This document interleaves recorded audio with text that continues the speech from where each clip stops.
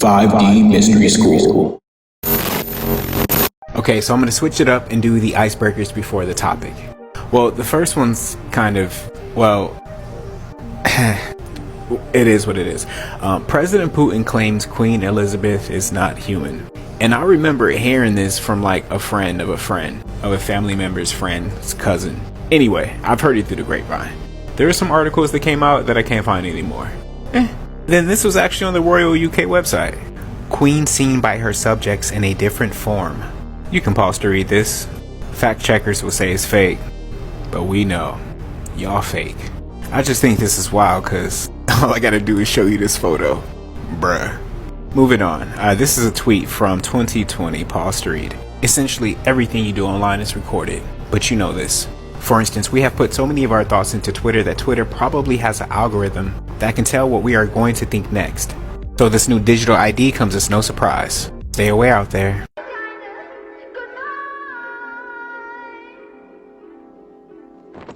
Welcome back to 5D Mystery School. Let's get into it. So prior to talking about the sun and moon being a hologram in a sun simulator, we were talking about brainwave interface technology, ancient disk, a giant, ancient technology, and ancient civilizations. So how does any of that have to do with the artificial sun and moon? You see, the ancients were trying to figure everything out just like we are today. Well, let me not generalize because not everybody. In fact, while I'm on this note, there are a ton of ways to disagree with somebody without insulting. So just remember that when you comment, because that's an automatic block.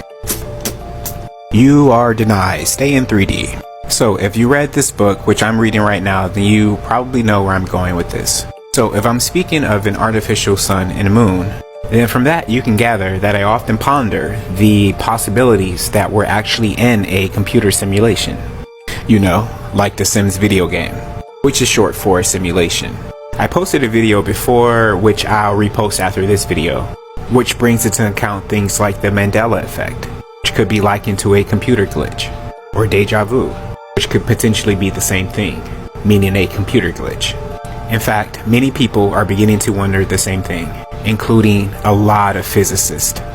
Also notable scientists like this NASA scientist who claims human reality is an alien-created hologram.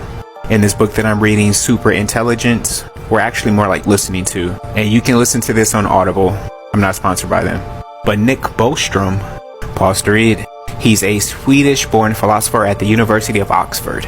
So this book poses the question if we are in a simulation.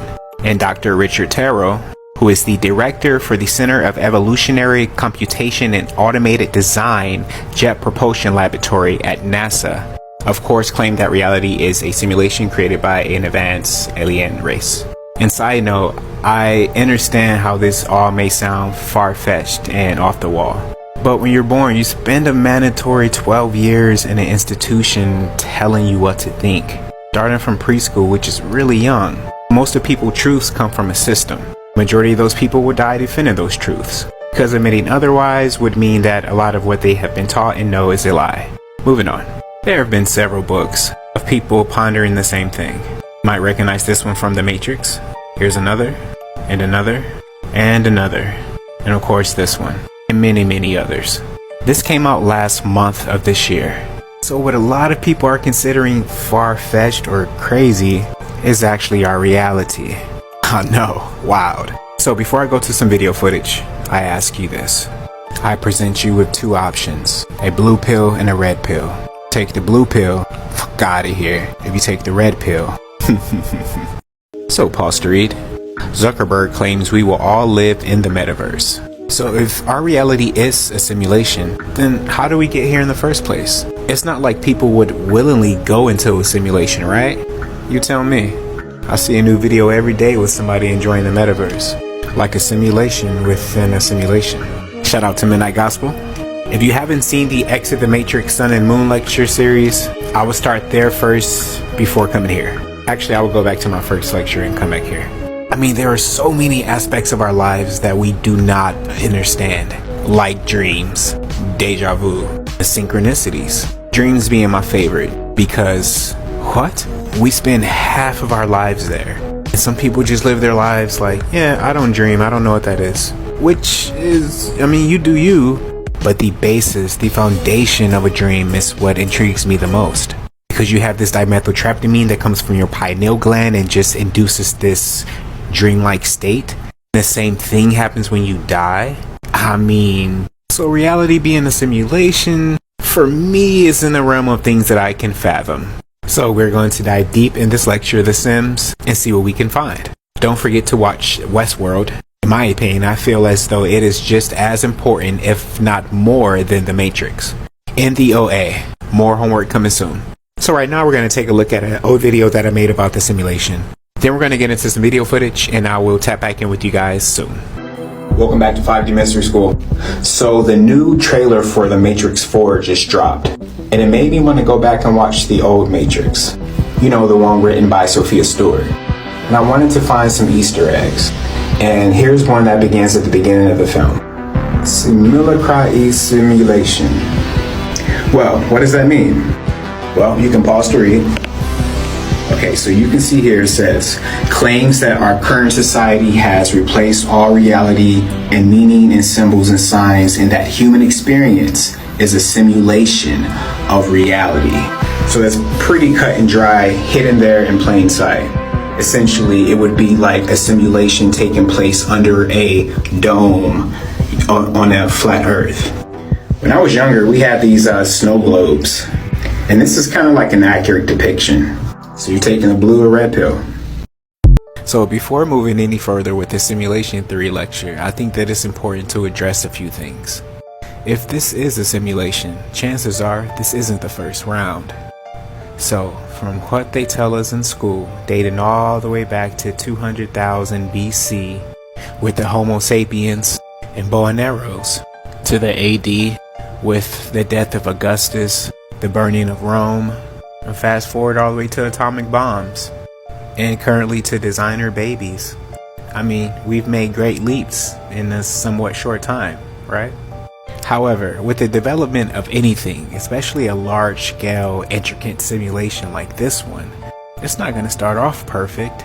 So there are going to be moments where you have to restart, stop, and reset. We've covered the current looming Great Reset, but have there been previous Great Resets? Well, you may have heard of like the Great Flood and meteors, but what about mud floods? That's right, mud floods. What if there have been previous Great Resets caused by mud floods? Well, within the last couple of hundred years, some speculate 1812, there was a great mud flood. There were all of these structures, these architectural wonders in everyday buildings like this who have ground and basement floors that are completely covered. And not just a little bit, like a lot. Enough for entire cities to fit. A mud flood is supposedly the result of a great earthquake and the mud and the waters mixing together, creating this mud flood. It's kind of like a sticky situation. Okay, comedy tour coming soon. Now, these buildings have very intricate details. And in modern day construction, and from what I've seen in my research from ancient construction, besides a few civilizations, you just don't have construction that takes place like this, especially in the 1800s. And with the staining on the wall, you can definitely tell that this was buried and uncovered later. And then some places just didn't have the technology available for them to be able to build like this. Speaking of technology, there are just some architectural structures that are way too advanced and intricate in detail for them to be able to chisel this with a little tool. Even in modern day, you need some heavy machinery for this kind of meticulous detail. And it's not just one, but many structures like that just requires advanced technology. So that brings into question, what advanced technology did they have access to? Because ain't no way they were able to complete this without the use of advanced technology. So of course we have civilizations like the Mayans, the Incans, the ancient Cometians or Egyptians. Very advanced civilizations, with a lot of mystery still surrounding their existence. Another civilization would be Tartaria. Tartaria experienced a mud flood in 1851. At one point, Tartaria was the largest country in the world, with very immaculate structures. And they have the use of free electricity, free energy, like the free energy that Tesla wanted to create for humanity. As far as technology, Tartaria was very advanced, and they were once located where Asia now is, which will explain why certain parts of Asia is so much more advanced in terms of technology than other parts of the world. It is believed that the Great Wall of China was built by Tartarians, and the last mention of Tartaria on a map was in 1862. From what I heard, there are still some Tartarians that reside in certain parts of, like, Ukraine? I could be wrong, somebody correct me if I'm wrong. I mean, it's believed that some of the first Native Americans were Mongolian Tartarians. Others believe that they were black, in the hue of skin color, which would mean that indigenous Native Americans were also black. But black is just a part of the race construct built into the simulation for division. So moving on. And Tartaria is only one example. You have abandoned cities that happen all over the world. It's like civilizations just up and disappeared one day. Entire cities just vacant. And there are so many examples right here in our own backyard. I mean, ghost towns are well known. Like entire civilizations just up and left. This is eerie similar to the Westworld set. I mean, you just have these different stages in human history where it's like the simulation is just getting better. It's like, let me try it this way, make some changes, few little minor details, and then all we have to go by is what we see and taught in history, even if it just doesn't quite make sense. And then you have previous players of the game that found other levels of the simulation. Alright, so we are in the simulation. What does this mean and why does this matter? It means that our entire reality is just electric signals being interpreted by the brain as a real sensory experience, aka reality. This also means to further increase the believability of the simulation, things like birth, death, sex, it's a spicy word, fear, and etc. were all added to this construct in order to keep you believing that this is real, reality. And you're given belief systems like religion as something to build your foundation on. Okay, so for a second I need you to jump in the world of imagination. It's the year 2050 and clones, androids, and virtual simulations are widespread public information. Oh, and quick side note, by 2050 rent would no longer exist. Actually, probably before then we're going to go to a subscription based lifestyle where you just pay for what you use. Like your time at home will be clocked. Quote me. This might just be strictly for your utilities or for your rent, I'm not sure, but I see it happening in some aspect. And then living shrinking into like smaller housing. Anywho, let's say tech evolves and human decides to take gaming to the next level. So we're back now in the imagination. And in the year 2050, VR now includes all of the senses. Your entire body can be scanned into a game, and if you have a Neuralink implant, then you can be jacked into the game. Plugged right in there, like the metaverse or mentalverse, kind of like our current simulation. And just like games today, you can play with billions of people online and people who also have Neuralink implants in a world like open gameplay. Of course, in a simulated world, a simulation. But in this world, everything is indistinguishable from real life, like sex, food, pain, fear, everything. But it's still a game.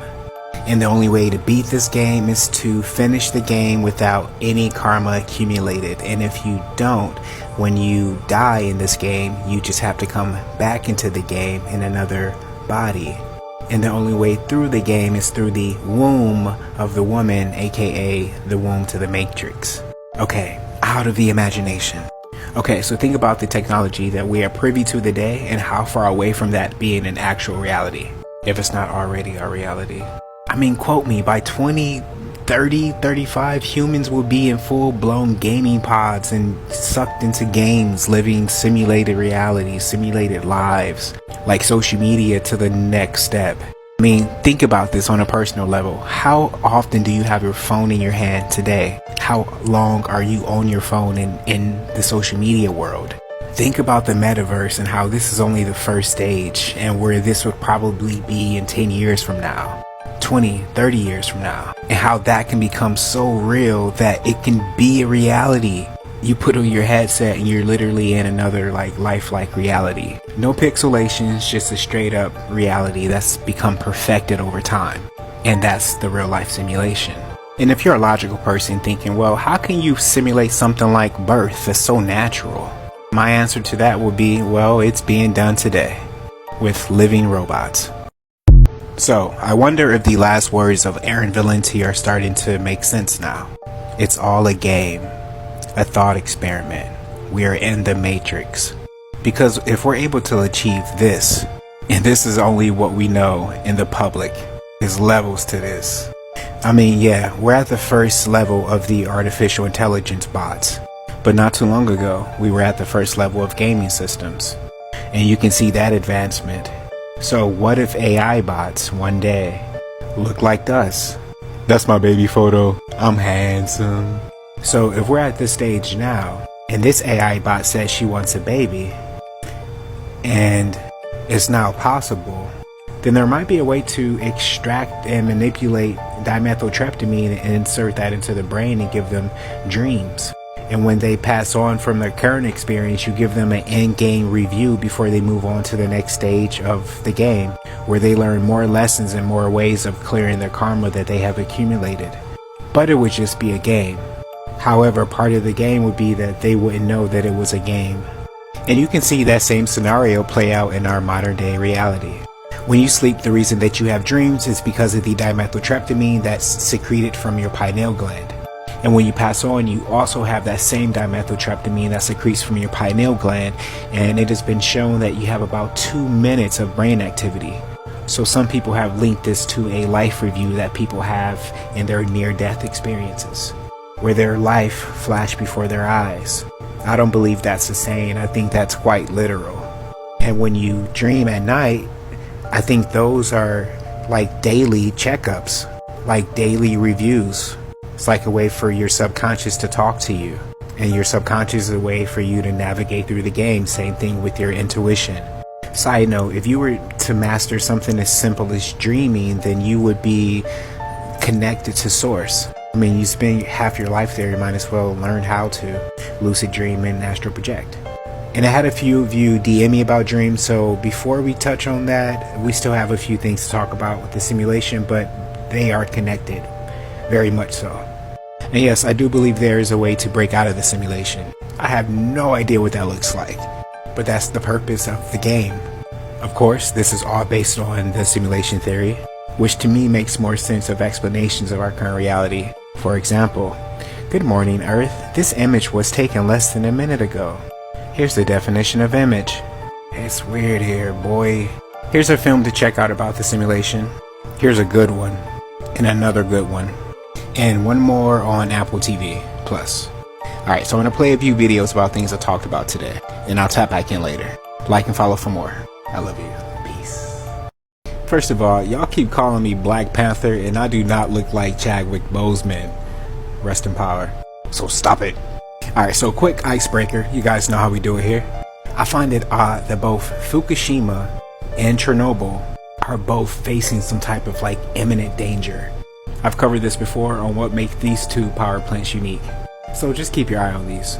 So I was watching Upload on Amazon Prime, and it got me thinking. If you haven't seen Upload, essentially in a nutshell, it's about when you pass on, you have the option of uploading your consciousness to a digital afterlife, like a simulation.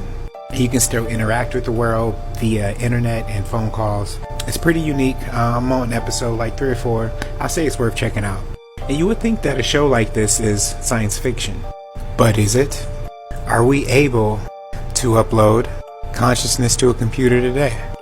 Well, it seems as if that's the case. The singularity is getting closer and closer. Want to live forever? You just have to make it to 2050, experts say. Well, it seems as though we definitely have the capability and the technology to make that happen today. First is transferring consciousness to a computer, and then an android, and then another physical human-like shell.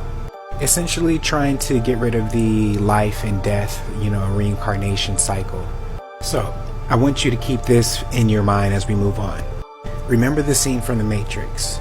On the back of the television, it says radio. Remember radio. Alright, so even if we do have the technology to do this today, social conditioning takes time.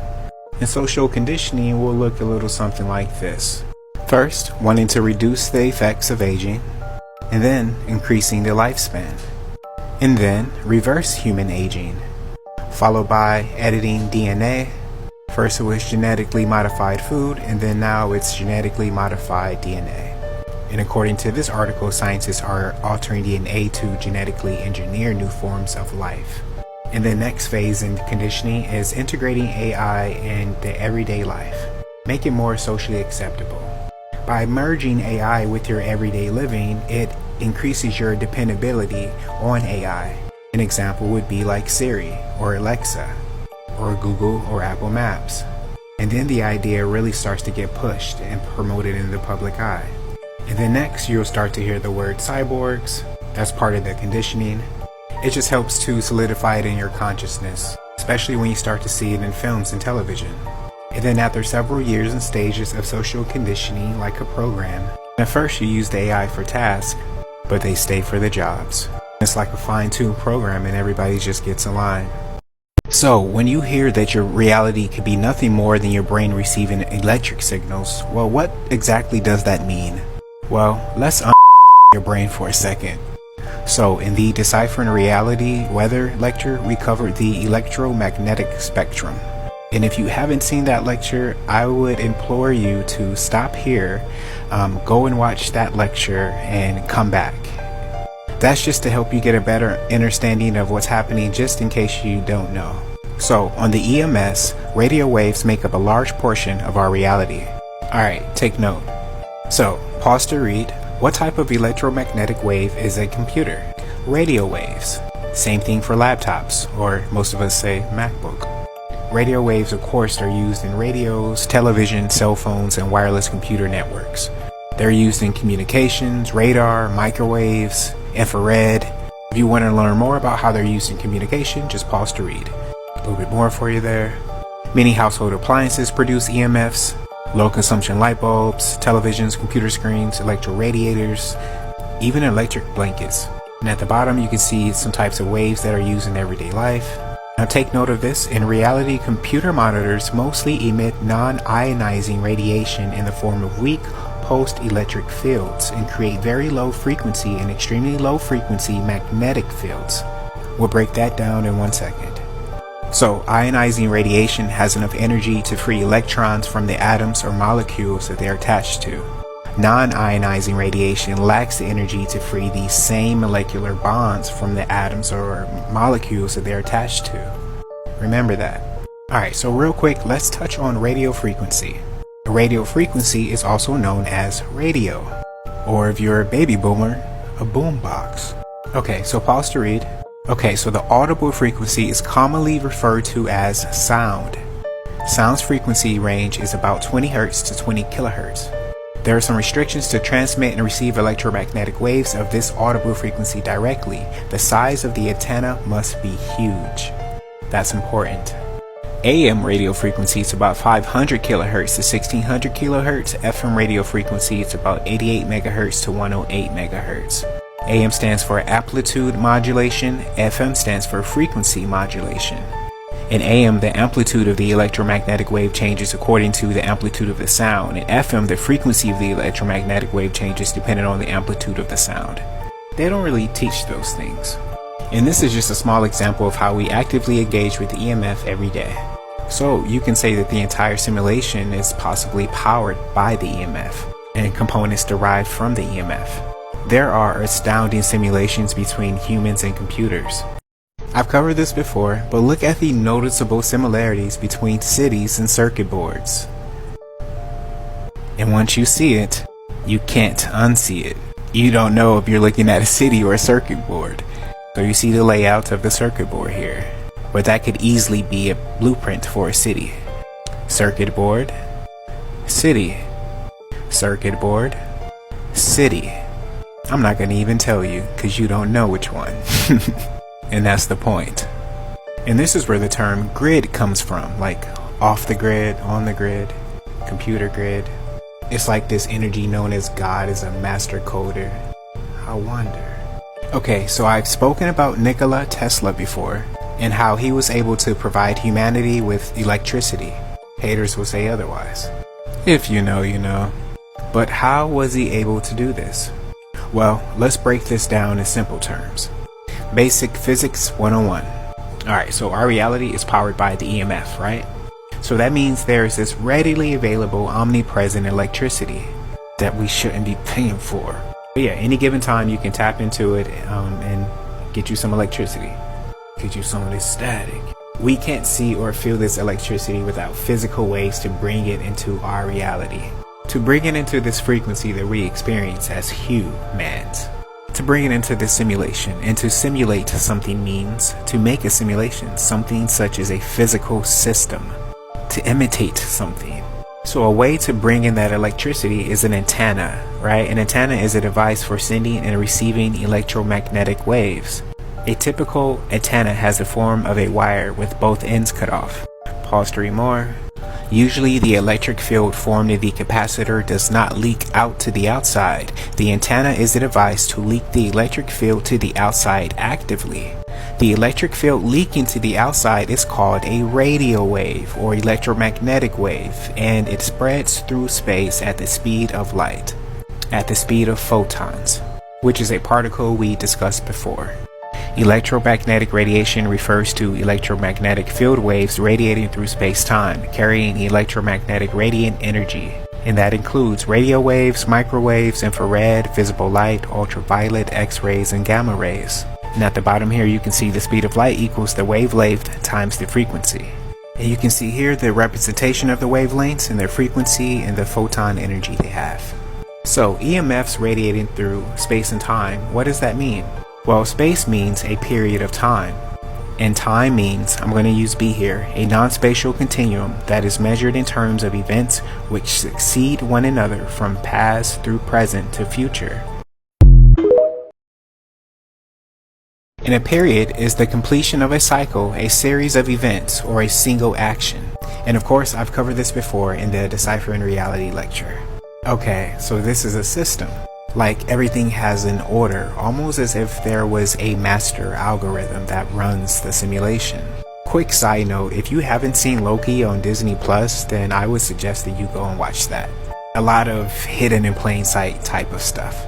Okay, so in most electric generators, you can induce an EMF. A coil is rotated into a magnetic field producing an alternate current EMF, which depends on the rotation rate.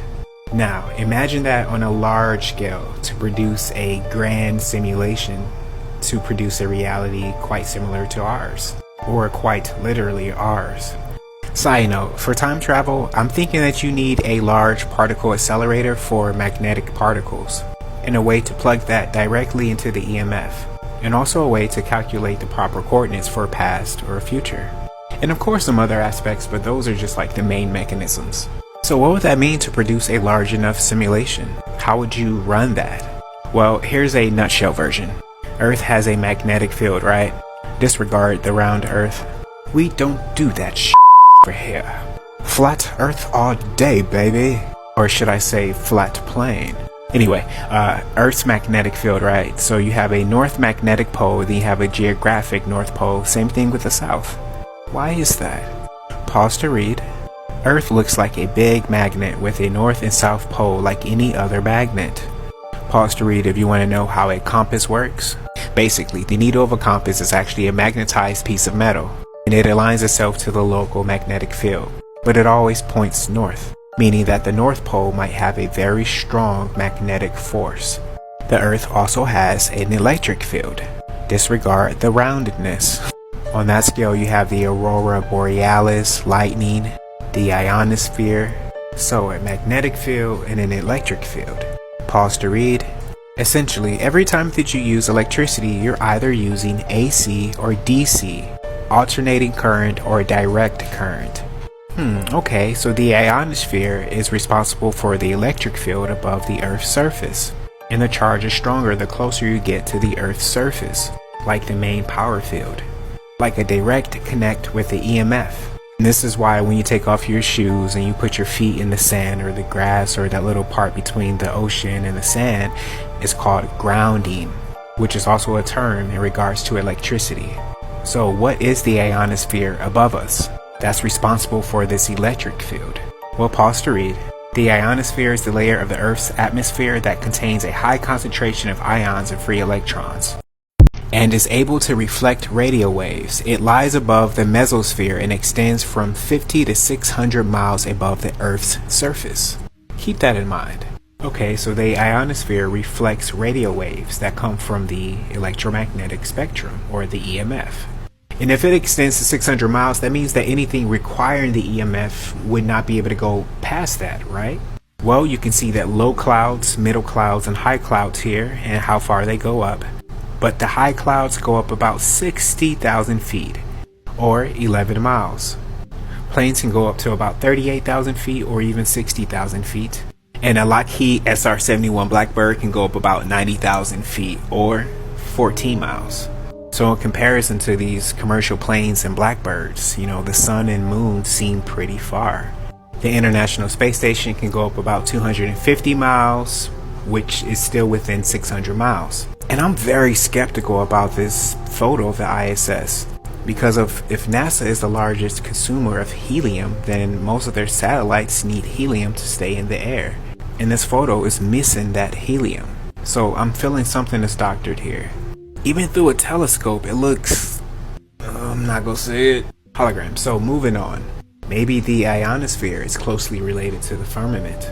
I mean, it's my belief, of course, that we live in a closed system, but what is that closed system composed of? How do they keep us entrapped here?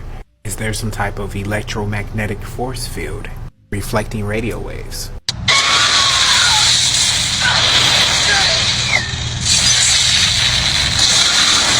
Now, the question is, does the EMF power the sun and moon? Does the EMF give us solar and lunar power? I mean, of course, we can now create our own sun and moon using nuclear fusion power, which is still a form of electromagnetic energy. It's safe to say that the EMF powers life. So with this being a simulation, aspects of life will start to resemble a computer simulation. I've said this before, but quantum computing will change the way you think about computing and virtual simulations forever. Especially virtual reality. Quote me and wait for it. You're going to be able to create your own simulation. Imagine making a virtual maze for a friend and telling your friend to beat that maze, and then making that maze available for billions of other people to beat. It's your own simulation. And with the singularity approaching, new ways to extend your living will arise. New innovative ways that will entice you. And trust that a lot of money is going behind it. But of course, part of that conditioning is to first let you get hooked on the metaverse and other virtual simulations, so that you can learn more about virtual simulations. It's like riding a bike before you create your own. So we're going to stop here and pick it up next time. Make sure you like and follow and share. I love you. Peace. So I went over how we have the technology to upload your brain to a computer and how that information is starting to become a public knowledge.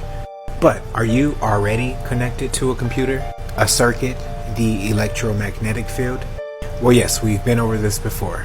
You have magnetite crystals in your brain that connects you to the electromagnetic field. So it's like, even if you don't believe the information that's being presented, biology doesn't lie. So there are other ways that you are connected to the magnetic field. You have your own magnetic field. You have your own Merkaba around you at all times. And I believe that we all have the ability to receive this ambiguous knowledge. And that's the mystery of life, right? Like dreams, intuition, deja vu. There are just those aspects of life that remain a mystery and lets you know that you have this higher self that's guiding you at all times.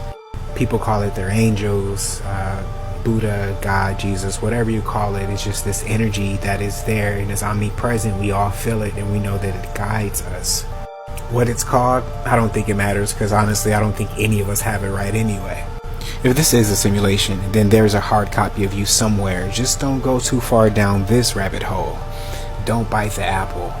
Now, if there were irrefutable evidence that we were able to pass the firmament and real photos of Earth were presented, or whatever this place is that we are, we just call it Earth because that's the name that was taught to us. Just keep it real, that's what it is. And if free roaming of Antarctica was allowed, then I would drop the simulation theory and anything pertaining to round Earth ever again. But that day has not yet arrived, and we still get doctored images. I mean, let's just keep it real. I mean, man, come on. Use your head, silly. Who's out there and took this photo? And you can't just go a little bit further. We don't have the technology to back up a little bit further and take a full photo of Earth and drop all of this talk. And just deciphering reality for what it is, the simulation theory just makes the most sense. And I'm in the company of astrophysicists, physicists, esteemed philosophers, and other notable critical thinkers. To me, the meaning of life is not only to learn in the simulation, but to understand the nature of our reality and the truth of this human experience. And this is what experience means. And tell me this is not what reality is. But you see, the most important part is who runs the reality. So if we are in a very well constructed matrix, are there any breadcrumbs to point to a glimmer of a clue to let us know that this is a simulation, a hologram? Well, actually, yes, we do have a breadcrumb. This is a CIA declassified file about the Gateway experience. I'm not sure if you can see it, but pause to read and zoom in. Here's more, pause to read. Here's a little bit more, pause to read. This document, essentially in a nutshell, is talking about hemi-syncing and our reality. And basically what hemi-syncing is when you're able to control both hemispheres of your brain, but you can shut down the left hemisphere of your brain, which is the analytical side, and you're able to fully operate the right side of your brain, which is the more creative side. You kind of let that part flow and be free. You tap into it fully. You can see here it says the universe is composed of interacting energy fields, some at rest and some in motion. It is in itself one gigantic hologram of unbelievable complexity. I'm not sure if you can see it, but it says the consciousness process is most easily envisaged if we picture the holographic input with a three-dimensional grid system superimposed over it, such that all energy patterns contained within can be described in terms of three-dimensional geometry using mathematics to reduce the data to two-dimensional form. Boy, that is important. I mean, it's literally describing our reality. Pictured here, you can see the consciousness energy grid, the universal hologram, and here's just describing the direction of time space, and you know that really determines the dimension, like third dimension, fourth dimension, fifth dimension. It's just different aspects of time space. And some of you are familiar with the motor and sensory cortex, especially if you were a psychology minor like me. So it would appear that according to the CIA that we do indeed live inside of a holographic universe. So just for a quick recap, before moving on, I could argue that the electromagnetic field is responsible for everything in our existence. Almost everything. You still got your soul, man. It's responsible for sound, light, our senses, entertainment, and so on. The EMF is likened to a circuit board for computers. And we went over how cities look like circuit boards. Like Circuit City. You don't have to tell me I'm funny. I know. And the EMF is responsible for holograms. So when you hear holographic universe, it could be quite literal. And it is my belief that this fictitious artificial sun and moon hologram thing is powered by the EMF. In the videos that I post following this, I'll make sure that I post another one breaking down this holographic aspect of the sun and moon in a language that everybody can understand. So your homework is to get a dream journal and start to record your dreams. It's going to play into our lecture next week. Side note, get a telescope and do your own studies. Because what I see through mine substantiates what I'm saying. Like and follow for more. I love you. Peace. So first thing, I've been rising out of bed every day this week about 5 a.m. grabbing my telescope and looking at the sky. And so all of these questions come to mind, right? And this is one of them. Alright, check it. If Saturn is 746 million miles away from the Earth at its closest proximity and over 1 billion at its furthest, how does a regular 8-inch telescope see that far? Boy, this don't make no sense at all. A regular 8-inch telescope will allow you to see more than 2 billion light years away. What? Then how come Mars look like this? How come Saturn look like this? I mean, I truly don't believe this is Saturn. Like, not even a little bit. To me, this looks like a computer generated image. And CGI brings me to my next point. Quick note before moving on, this is how your mind processes holograms, your brain processing electric signals. And it's important to understand how your brain processes light, how it processes photons. Because as we went over, your brain is processing radio waves. And on the electromagnetic spectrum, besides visible light and ultraviolet light coming from the sun, you can't really see the other forms of light, like gamma, radio waves, microwaves, x-rays, and so on. So when you see a hologram, your mind can process it as real, but not all brains process the same. And that just is what it is. This is one person's, oh my God, we're making leaps in mankind, look at Saturn. And this is another person's, bruh, this is all y'all got with the computers that we have now. So you can say that we still don't know the full range of power of the electromagnetic spectrum and field. So it's easy to deceive somebody with a lifelike hologram. And to take it one step further, if you have a tangible reality and it's really a holographic reality, then your brain is processing that as a real reality. It wouldn't know that it was in like an offspring simulation of a real reality. So they say that moon is made of this type of rock. Basalt rock. Yes, it reflects light just like every rock does, or else it would cease to exist. But this is a type of volcanic rock. How does it get up there? How does that happen? And I've proven that Earth is a closed system, meaning that it has a firmament above it. So even if somehow basalt can magically float in the air, how would it get past the firmament? It's supposed to be like 250,000 miles away from Earth, and yet I've proven that it has clouds behind it, and clouds are within Earth's atmosphere, within the firmament.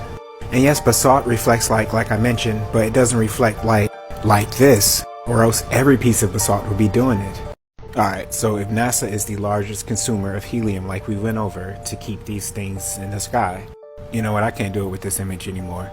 I do not believe that this is a real photo. Matter of fact, go to whatever search engine you use and type in satellites, and tell me if you see one real photo that pops up, or are they all going to look like this? You let me know, because these are all images, not photos. Moving on. So again, this is basalt rock, which is what the moon is made out of. Take notice of its structure, and somehow the moon is perfectly spherical like this. Even the crescent has this like nice angle to it. But you see, like everything else in nature, it doesn't follow the Fibonacci sequence. You can find examples all throughout nature. Everything was coded to follow the Fibonacci sequence. Everything around is broken down in numbers. So when you see this perfectly round spherical ball that has perfect angles on it, and it floats up there with these clouds, sometimes they're chemtrails, but they're still less denser than the basalt rock. So how is this floating up there with that, with this density? Listen, and before the AI bots and the couch potato NPCs come in and tell me to go take a science class or to go back to school, I've been there and done that, but that's how we got in this mess in the first place. Your mind is programmed. And now let's talk about the sun. The sun is supposedly a gas plasma, right? Pause to read. Gas plasmas are ionized gases formed by liberating electrons from gas molecules and atoms using external energy sources such as lasers or high electrical voltages. So that means that this gas plasma is going to need an external source such as a laser or high electrical voltage. Okay, so the sun is this gas plasma and is heated to incandescence, right? Incandescence is the emission of electromagnetic radiation as a result of high temperature. I mean, is it gas plasma, liquid plasma? Is it nothing like they tell us like it usually is, allegedly? But how is this staying powered without the use of an external source? Pause to read. The sun formed about 4.6 billion years ago in a giant spinning cloud of gas and dust called the solar nebula. So 99.8% of the material from the nebula went to the sun. Much of the remaining material formed the planets and other objects that now orbit the sun. And this is what they teach in science class. Is it possible that that is incorrect because at one point in time this was actually the model of what we thought the universe looked like? I thought it'd be kind if I give you a fair warning. But maybe it's time to unlearn and rethink what you perceive Earth to be. I mean, you're only here every day. Okay, so we're going to focus on the bottom here. Alright, so examples of gas plasmas: flames, lightning, the auroras, and the sun. Of course, you have the artificials like your plasma TVs and your lamps. But with the flame, you need an external source. Like, you can't just say, hey flame, come on. We all know there's only one person that can do that. But no, you need an external source. So how is this staying powered without an external source? If it's following the quote-unquote laws of physics and science? Because once it's ignited and under the influence of external energy sources, the electrons and other charged particles are accelerated to acquire considerable kinetic energy. And in turn, it gives the user what it wants. Like, you want to light whatever you're smoking, or you want to get some ultraviolet light rays. And I've proven that the sun is also local.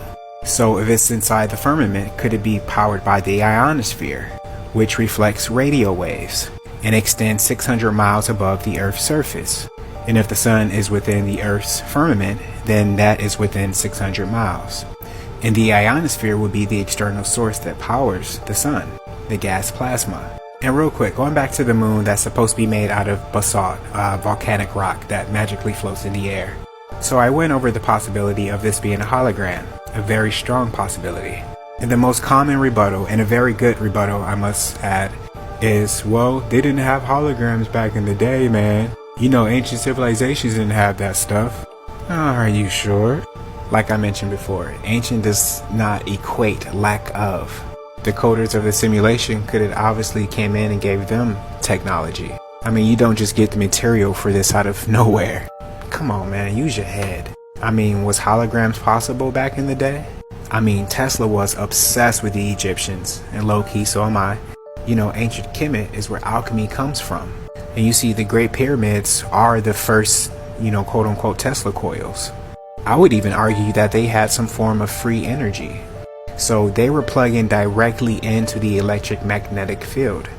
And by tapping in directly into the EMF, then they tapped into source, which would explain this connection. Did they have holograms back in the day? I mean, they had helicopters, spaceships, airplanes. This is created from memory, unless they just had a wild imagination to create something they'd never seen before.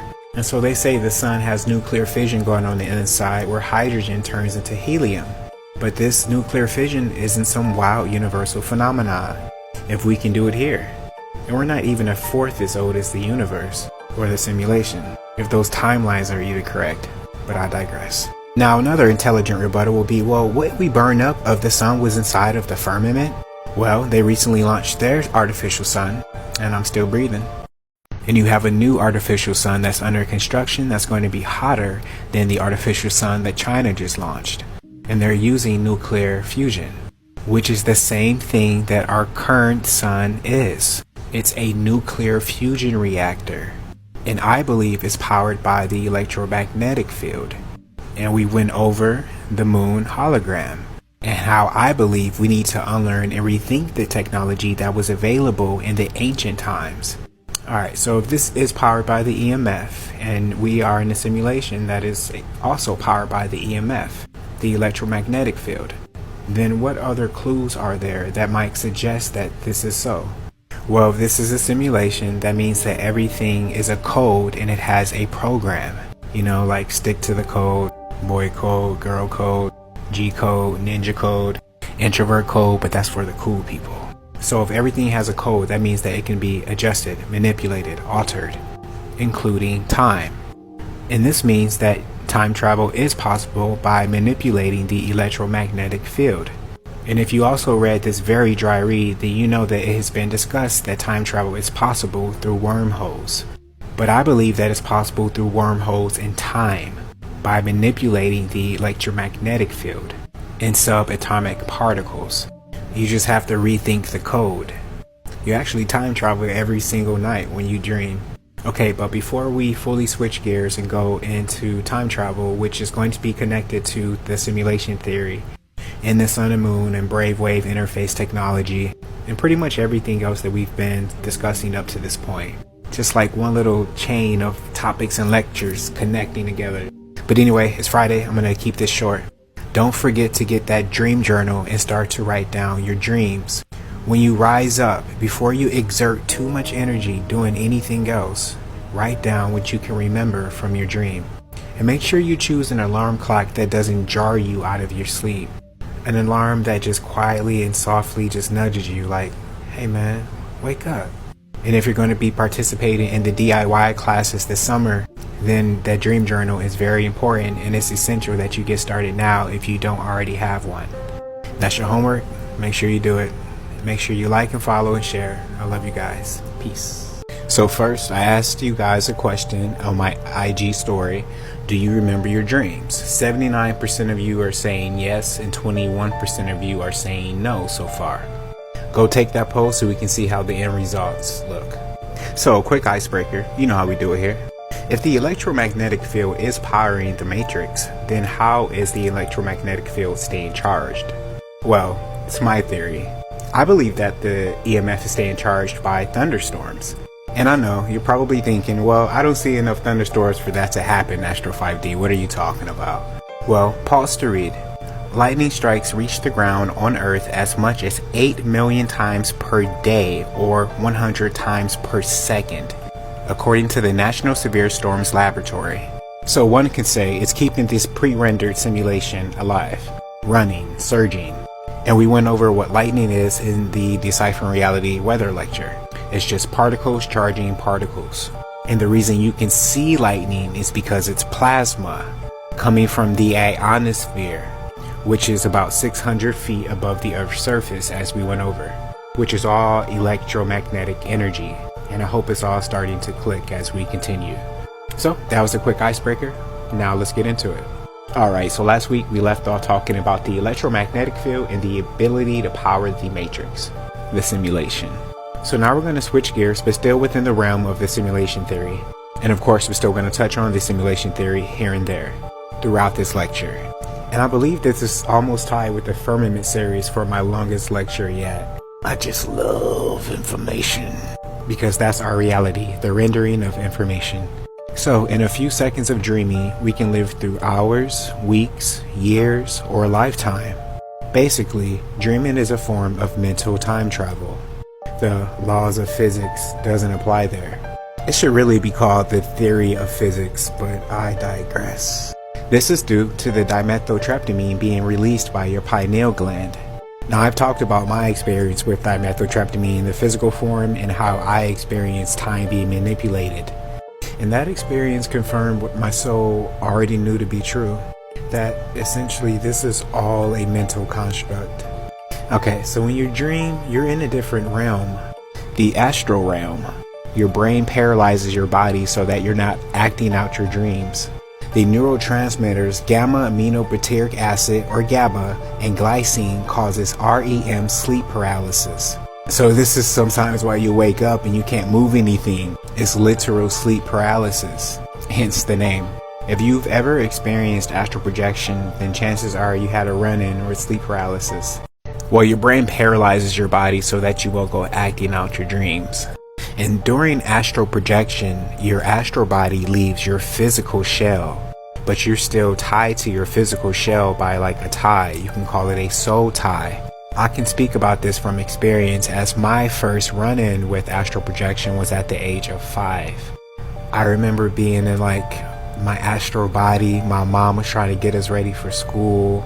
I was yelling like, hey mom, I'm ready, I'm here. And she swears she couldn't see me, like nobody could see me, but I can look down and see my physical body. So I was like, huh?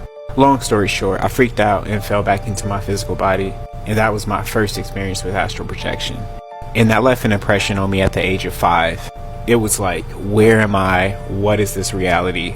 And my grandma told me it was the devil, so I didn't really say anything else about it because I didn't want to keep getting baptized. Moving on. Another aspect of dreaming is lucid dreaming. Lucid dreaming is when you're aware that you are dreaming and you're able to control elements of the dream. Watch Inception. It's a Christopher Nolan film and definitely worth the watch. You can say that dreaming and astral projection is the space where the gap between realities is the thinnest. I mean, in astral projection, you're literally in the astral realm. I mean, in dreaming, people have experienced premonitions, Some people have deja vu and they're like, wait a minute, I saw this in a dream. Scientists can't explain dreams. But y'all know that's what we do here in 5D Mystery School. We go over what they don't want to tell you about. So with astral projection and lucid dreaming and deep sleep, you can say that we spend a lot of time dreaming, a lot of time sleep in general. But in that realm, in that astral realm, we spend a lot of time there. Matter of fact, okay, so when you hit that pillow and you start to go to sleep, 1 to 5 minutes is your stage 1. Alright, so pause to take a look at that. I mean, you dream every night. It's inevitable. And people that say that don't have dreams, they just don't really have strong dream recall. The more you practice dream recall, like starting a dream journal, the better you are with recalling your dreams. But it takes practice to get better, like anything in life. So, humans on average spend a total of 227,468 hours, or 26 years of their lives sleeping. The life expectancy for females is 75.6 years. For males is 70.8 years. So this means women spend 49 years in the physical realm and men spend about 44 years in the physical realm, and the rest 26 years in the astral realm. You see, the astral realm isn't taught about, but you go there every night and when you leave this physical experience. So one might make a rational discernment and say that your body comes from the astral realm when you're born, when you incarnate into this experience. And then when you here, you spend about 26 years in the same astral realm, having nightly life reviews, which we're not taught about, so you don't really know how to utilize. But dreams are very important to navigating life and linking up with your subconscious. And I know it's sort of like taboo to talk about this stuff, but it's inevitable. You dream every night. So it's best to understand, and overstand the astral realms, because at this point it's your responsibility to learn about it. I mean, you can listen to what I'm saying, but try to verify what I'm saying so that you can solidify it here. Trust but verify, always. So we're going to take a deeper look at the astral realm and how dreaming shapes our lives. Now I know that you have those dreams that felt so real. The pain, the laughter, the love. Maybe it was a complete stranger. Maybe it was an ex, but you were wrapped in his or her arms and you just felt love. And it felt so real to the point to where you didn't even want to wake up. Not like in that sense, but like I didn't want to wake up because, that reality was so like, you know? Well, were those experiences real? Was it real if you can't even tell the difference? If your brain experienced it and our life is based on experiences, was those experiences in your dream real? Were they real if they felt real to you? If you rised up out of your dream and said, oh my God, and you just had to sit there for like 5 minutes. So if you spend 26 years there and about 40 something years here, what's real? The astral realm or the physical realm? When the only difference is tangibility. When I took the physical form of dimethyltryptamine, I entered in some type of soul funnel that felt so very, very familiar. Like I've been there millions of times before. And if you look at DMT experiences on YouTube, you're going to see a lot of people saying the same thing. Except they probably took a lot more and they saw the entities that were there in that funnel, in that astral realm. Because I believe that soul funnel is where you go when you have that DMT experience when you die. And that soul funnel is the entrance to the astral realm. If you do your research on near-death experiences, a lot of people report having a life review, seeing a playback of their life and choices they made, and experiences that they had are viewed from the lens of the other person that they interacted with. That's due to DMT. So we talked about brainwave interface technology. We also went over downloading your consciousness into a computer, and quantum computing, and how we're reaching a point where humans can create their own simulation. So where does dreams play into that? Side note, allegedly, if you have a jabby jab, then you may or may not have your own IP address. And this is a way of possibly recording your dreams and recording your thoughts. You can see here in Forbes, what if every human will have an IP address by 2025? You see, people, I don't think that they publish these articles because they're bored. An agenda is an agenda. It is what it is. MIT researchers develop a way to record and even alter your dreams. And I don't even see these articles until it's time for a lecture or they come to me in a dream, ironically. How close are we to video recording our dreams? Are y'all paying attention? Mind reading software could record your dreams. And new scientists. The MIT machine captures the dreams you never remember. I mean, that does sound pretty cool, but it could be evil. Can we turn our dreams into watchable movies? More like a private screening. I don't want y'all in my head. Scientists turn dreams into eerie short films with an MIR scan. Science fiction is becoming the normal diction. Here's a patent for astral projection applied immortality device 6 as mind transfer. And I'm well aware that just because you file a patent doesn't mean that you're actually going to do it. But why spend the money filing patent if you're not going to do it? Especially if you research the people who are filing the patents. Here's a patent for a device for recording dream recollections. So they show you on the front end and already doing it on the back end. This was filed in 2003. And filing it is just publicly moving forward with it. Meaning you could have had this technology for who knows how long. And how you acquire that technology, maybe they're part of the people running the simulation and they just plug directly in. Side note, there may be people who have plugged into the simulation to awaken other people that they are in a simulation. And there may be millions of them, allegedly. Here's a patent for a method of recording and saving of the human soul for human immortality and installation for it. Even a patent to understand the process of love. Here's a patent for the process of reincarnation.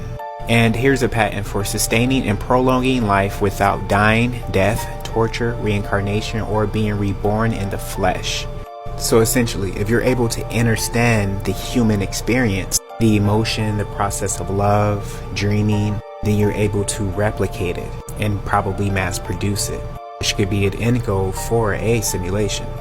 Okay, so it is my belief that the soul enters and leaves the body through the crown chakra into the pineal gland, comes from the astral realm and then goes back into the astral realm. And this entire simulation is a stream of lessons, a form of a school if perceived in that way, although the overall intent of it might not be good. And I don't need science to confirm what the soul already knows, especially what's in the physiological makeup of the vehicle. Okay, so your pineal gland secretes melatonin and dimethyltryptamine. So this is how it puts you to sleep and then you have your dreams. This is also how you have that peaceful state when you're leaving this human experience, although I've never experienced it. Obviously, I'm still here. But you're having 2 minutes of dimethyltryptamine review in your brain when you're leaving this human experience. So that's your pineal gland secreting that melatonin and then that dimethyltryptamine for a final life review of how you utilized Earth School before you go back to the astral realm and come back for reincarnation. And again, I would like to reiterate that my beliefs do not have to be your beliefs at all. But collectively, I feel like we can get the answers that we're seeking for if this is what you're also seeking. Okay, so I'm going to post some videos after this that I feel are very important for you to watch before we move on. I'm going to let today's lecture marinate before we move on and dig deeper into the rabbit hole. But don't forget to get your dream journal and just practice self-care overall. I love you. Peace.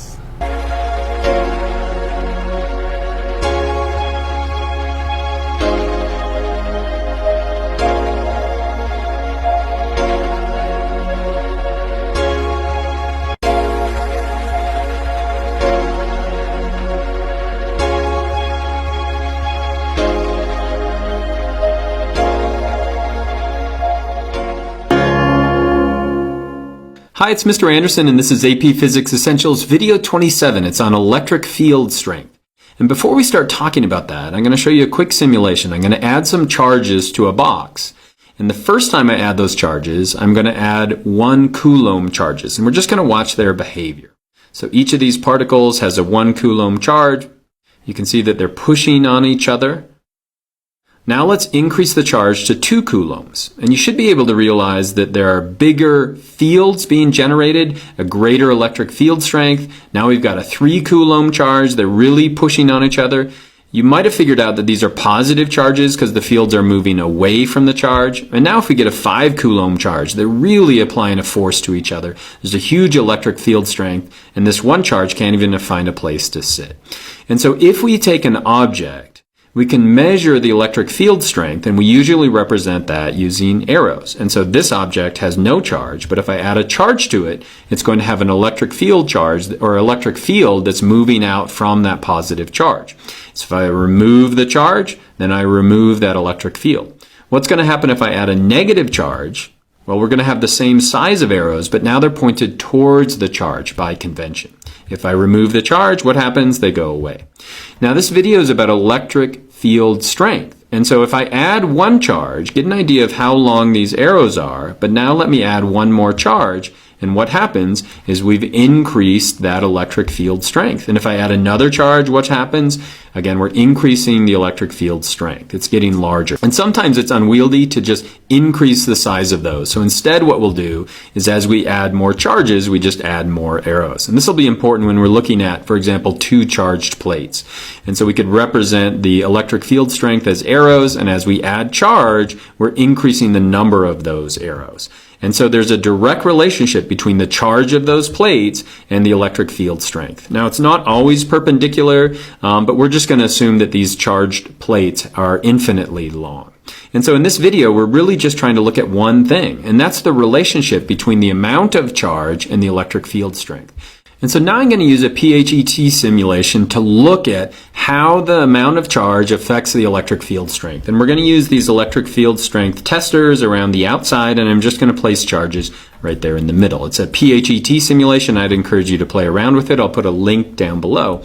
So watch what happens when I add a positive charge in the middle. We've generated an electric field, and as I increase the amount of charge, watch what happens to the electric field strength. It's increasing. There's a direct relationship between the two. And as I pull those charges out, you can see that that electric field strength is going to 0. What happens if we put a negative charge in the middle? You can see that we now have an electric field, but those field lines are pointing towards the charge. As I increase the number of charges, I'm increasing the electric field strength. As I get rid of them, then the electric field strength is going away. But the neat thing about the simulation is you can make it quantitative. So I'm going to add a charge in the middle, and then we're going to turn on the numbers. And you can see that each of these are measuring around 7 volts per meter. Watch what happens as I add a charge in the middle. Now they're all measuring around 14 volts per meter. And now let's add one more charge, and what are we going to get? It's going to be around 21 volts per meter. So there's a direct relationship between the amount of charge and the electric field strength.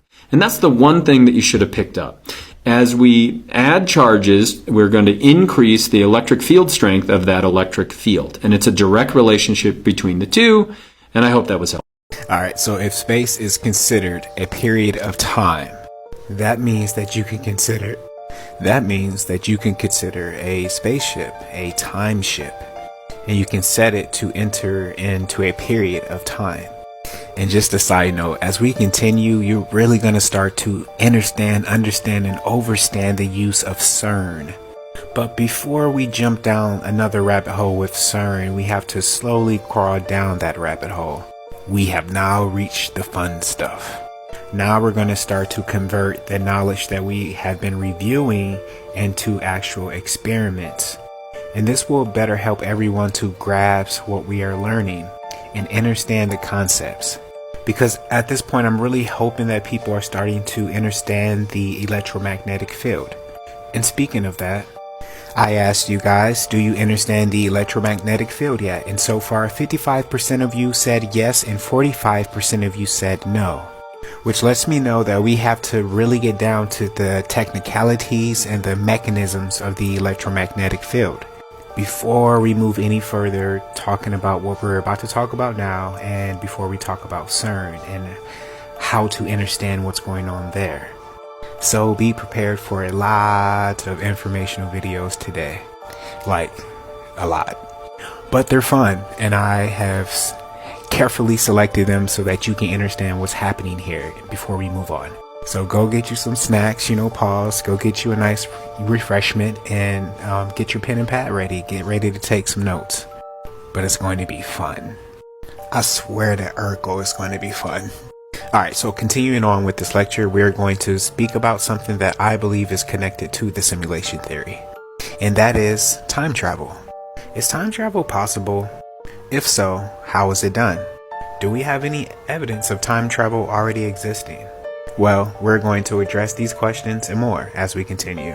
So first, is time travel connected to the electromagnetic field? Well, what I have gathered from my research, I believe that time travel is possible by warping the magnetic field and in turn manipulating time.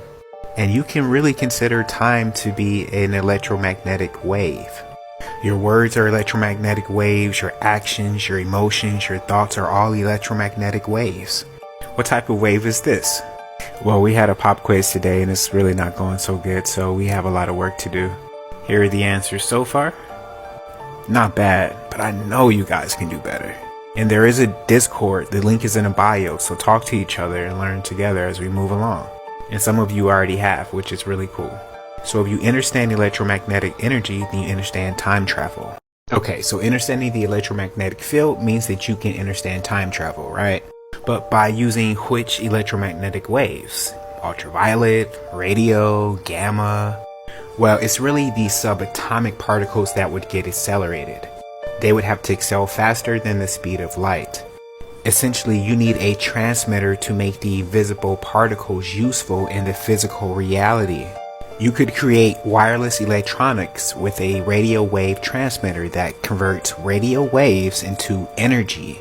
So this same mechanism can be used when trying to achieve time travel, plugging right into the electric magnetic field. Here's a small example of how the electric field works. Positive and negative particles in motion. So the electric magnetic field is a combination of the magnetic field and the electric field, moving either parallel or perpendicular to each other at an angle. And at the bottom you can see here you have your low frequency and your high frequency, and then you have the type of waves and the frequency that they emit. Alright, so pause to look at this. Here are some features of the electromagnetic waves. You have your wavelength, your wave cycle, your crest, your amplitude, the direction of your propagation, your frequency, your trough, your oscillation, and your center line. A wavelength is the distance between successive crests of a wave. Frequency is wave cycles passing a given point at a given period of time. Amplitude is measured between the crest and a midpoint of a wave. The speed of light in a vacuum is approximately 300,000 kilometers per second. And here's the frequency of an electromagnetic wave. At the top, notice the wave cycle. And for an example at the bottom, notice 3 wave cycles would equal 1 second in a time period. Notice the electric field, the magnetic field, the direction of the propagation, and the wavelength. And remember, a proton is positively charged, a neutron, they're neutral, an electron is negatively charged. Together, these make up atoms. Alright, see here you have your electrons, protons, and neutrons. And together this is an atom. And atoms make up matter. And that matters. Oh, I did it again. Okay, so pause to read. This is electric induction. Since it's long, read it to yourself. And just to recap, here are some tools by which to bring those electric currents into our physical reality. These are tools that utilizes the electric magnetic fields. Here's an electric magnetic motor. And these are all Tesla patents, by the way. This is an electric magnetic motor. Here's a regulator for dynamo-electric machines so that you can regulate the electricity that's coming in. Here's an electric circuit controller. Alright, so an electric circuit controller is so that you can control the electricity that's coming in. And an example of this would be a light switch. I hope light bulbs are starting to go off now. Alright, pause to read to get a further understanding of the electric and magnetic fields. The electric field is produced by stationary charges and the magnetic field is by moving charges, also known as currents. You might hear this in weather with strong currents, even in money with currency. These two are often described as sources of the field. So, the Navy has a fusion energy patent. And essentially this is a patent for utilizing the electromagnetic field. Another way to use these fields is by a time machine, which we might damn near build one this summer in the DIY classes. Speaking of, here is a patent for the method of gravity distortion and time displacement, aka time travel. Here's a patent for a practical time machine using dynamic, efficient, virtual, and real robots. So you can say the power of the electromagnetic fields is known. Pause to look at this. This is a transverse magnetic field, which is a method of time travel. You could create a vehicle that makes your own electromagnetic field around you, creating a transverse magnetic field. I really hope this is starting to click. So you can create a vehicle using magnetic propulsion by utilizing the magnetic field. And propulsion is to drive forward or onward by or as if by the means of a force that imparts motion. And that force would be electromagnetic force. You could also just utilize the electric field or the magnetic field, or combine them both. Alright, so you may or may not have heard of Ronald L. Mallet. He is a scientist that's trying to travel back in time by utilizing the electromagnetic field. But in his case, I think he might be trying to use the gravitational field, but it's still a form of the electromagnetic field, because what people perceive to be gravity, and I think is just another form of electromagnetic wave. Like, to me, gravity really doesn't make sense, you know? Like, if you put a balloon in the air, of course it's going to float because helium is less dense than air. If you throw an apple in the air, it's going to come back down because it's more dense than the air. Your physical body is dense, so is water. When you run your fingers through the water, you're going to see those waves. When you run your fingers through the air, there's also waves, but you can't see them because they're on the electromagnetic spectrum that you can't see. You can perceive the particles that are in visible light, which are called photons. And when you take a photo, you capture photons in time. Check out my badass camera. So when you use a camcorder to capture photons in that moment of time, then you have visually time traveled. Just like when you sleep, you mentally time travel. So for a quick icebreaker, have you ever pondered why they put God on currency? It's like, what does religion have to do with money? Well, besides the fact that they literally instruct you to pay tithes to receive blessings. Is it like the more you pay, the more blessings you receive? So if you don't pay nothing, you just SOL? Anyway, this is just another reason why I'm skeptical about using a word that they provide you for a creator. And then put it on currency so you can see it every day so it remains current in your mind. Anywho, it's quiz time. I put the link for the quiz in the bio. Just go and click the link. It's going to be the first one you see labeled electromagnetic field quiz. And your fun homework for this weekend is to watch Deja Vu with Denzel Washington. It's a nice watch, so you can watch it with your loved ones. Okay, so hopefully with all the informational videos about the electromagnetic field that I posted yesterday, you have a better understanding about what the electromagnetic field is and how it works. Now, as far as society knows, time travel does not exist. But does it? So recently, they teased with the idea of time travel with the Netflix movie, The Atom Project. If you haven't seen it, go and check it out. Maybe you've heard of Project Pegasus. Okay, so we have a lawyer from Seattle that claims the US sent him on time travels. He even produced a photo for proof, and he said that this was taken during the Gettysburg Address. I mean, whenever you have somebody that society deems to be an upstanding citizen, like an attorney, comes forward with these type of claims that puts their reputation at risk, you really have to look deeper into that. Because these claims are unusual. And I'm not sure why anybody would risk their reputation for nonsense. Now, when considering the possibilities of time travel, it might be best for one to take into consideration of the quantum field theory, quantum entanglement, and quantum superposition. But before we get into that fun stuff, let's just focus on the basics. Now, recently, the Senate approved to make daylight saving time permanent. And hopefully this helped to shed light on how time is a manipulation of your perception and the reality around you. For example, you might associate staying out longer with summer, and the opposite for winter. This is on a mental perception level. Now, on a physical level, you can manipulate time using the quantum field or the electromagnetic field. Now, this causes ripples in our reality and it changes details that we notice, and we call them Mandela effects. Intuitively, I feel like deja vu is also associated with these ripples. Now, we talked about the Mandela effects in full detail. Now let's spend a little bit of time talking about deja vu. I would recommend watching Click, starring Adam Sandler. There's a scene in the middle that touches on quantum possibilities. It's my favorite. So what is deja vu? Well, as mentioned earlier, I believe that one possibility is deja vu is caused by time travel. It's a glitch in the system. Mandela effects may be associated with time jumps back, and deja vu may be associated with time jumps forward. So let's think about this. Photons are particles of light. Okay, and our reality is largely, if not entirely, composed of the electromagnetic field and a quantum field. By the way, whichever search engine you use, search for the word reality and see what pops up. It might blow your mind. So if there's a particle named photon that we know as light, could there be a particle that's associated with time, or what we perceive as time? Ah, yes, as we decipher reality, we find ways to exit the matrix. I don't know why more people don't use this background. This is lit. Anyway, speaking of deciphering reality, every day we breathe in air. So if you look at Webster's dictionary, air, pause to read, is a mixture of odorless gas such as nitrogen and oxygen. The free or unconfined space above the surface of the earth. We talked about what the word space means. The earth's atmosphere as a medium for transmitting radio waves. So when radio stations say that you are on the air, they're being literal. I remember somebody in the comments asking me where wind comes from.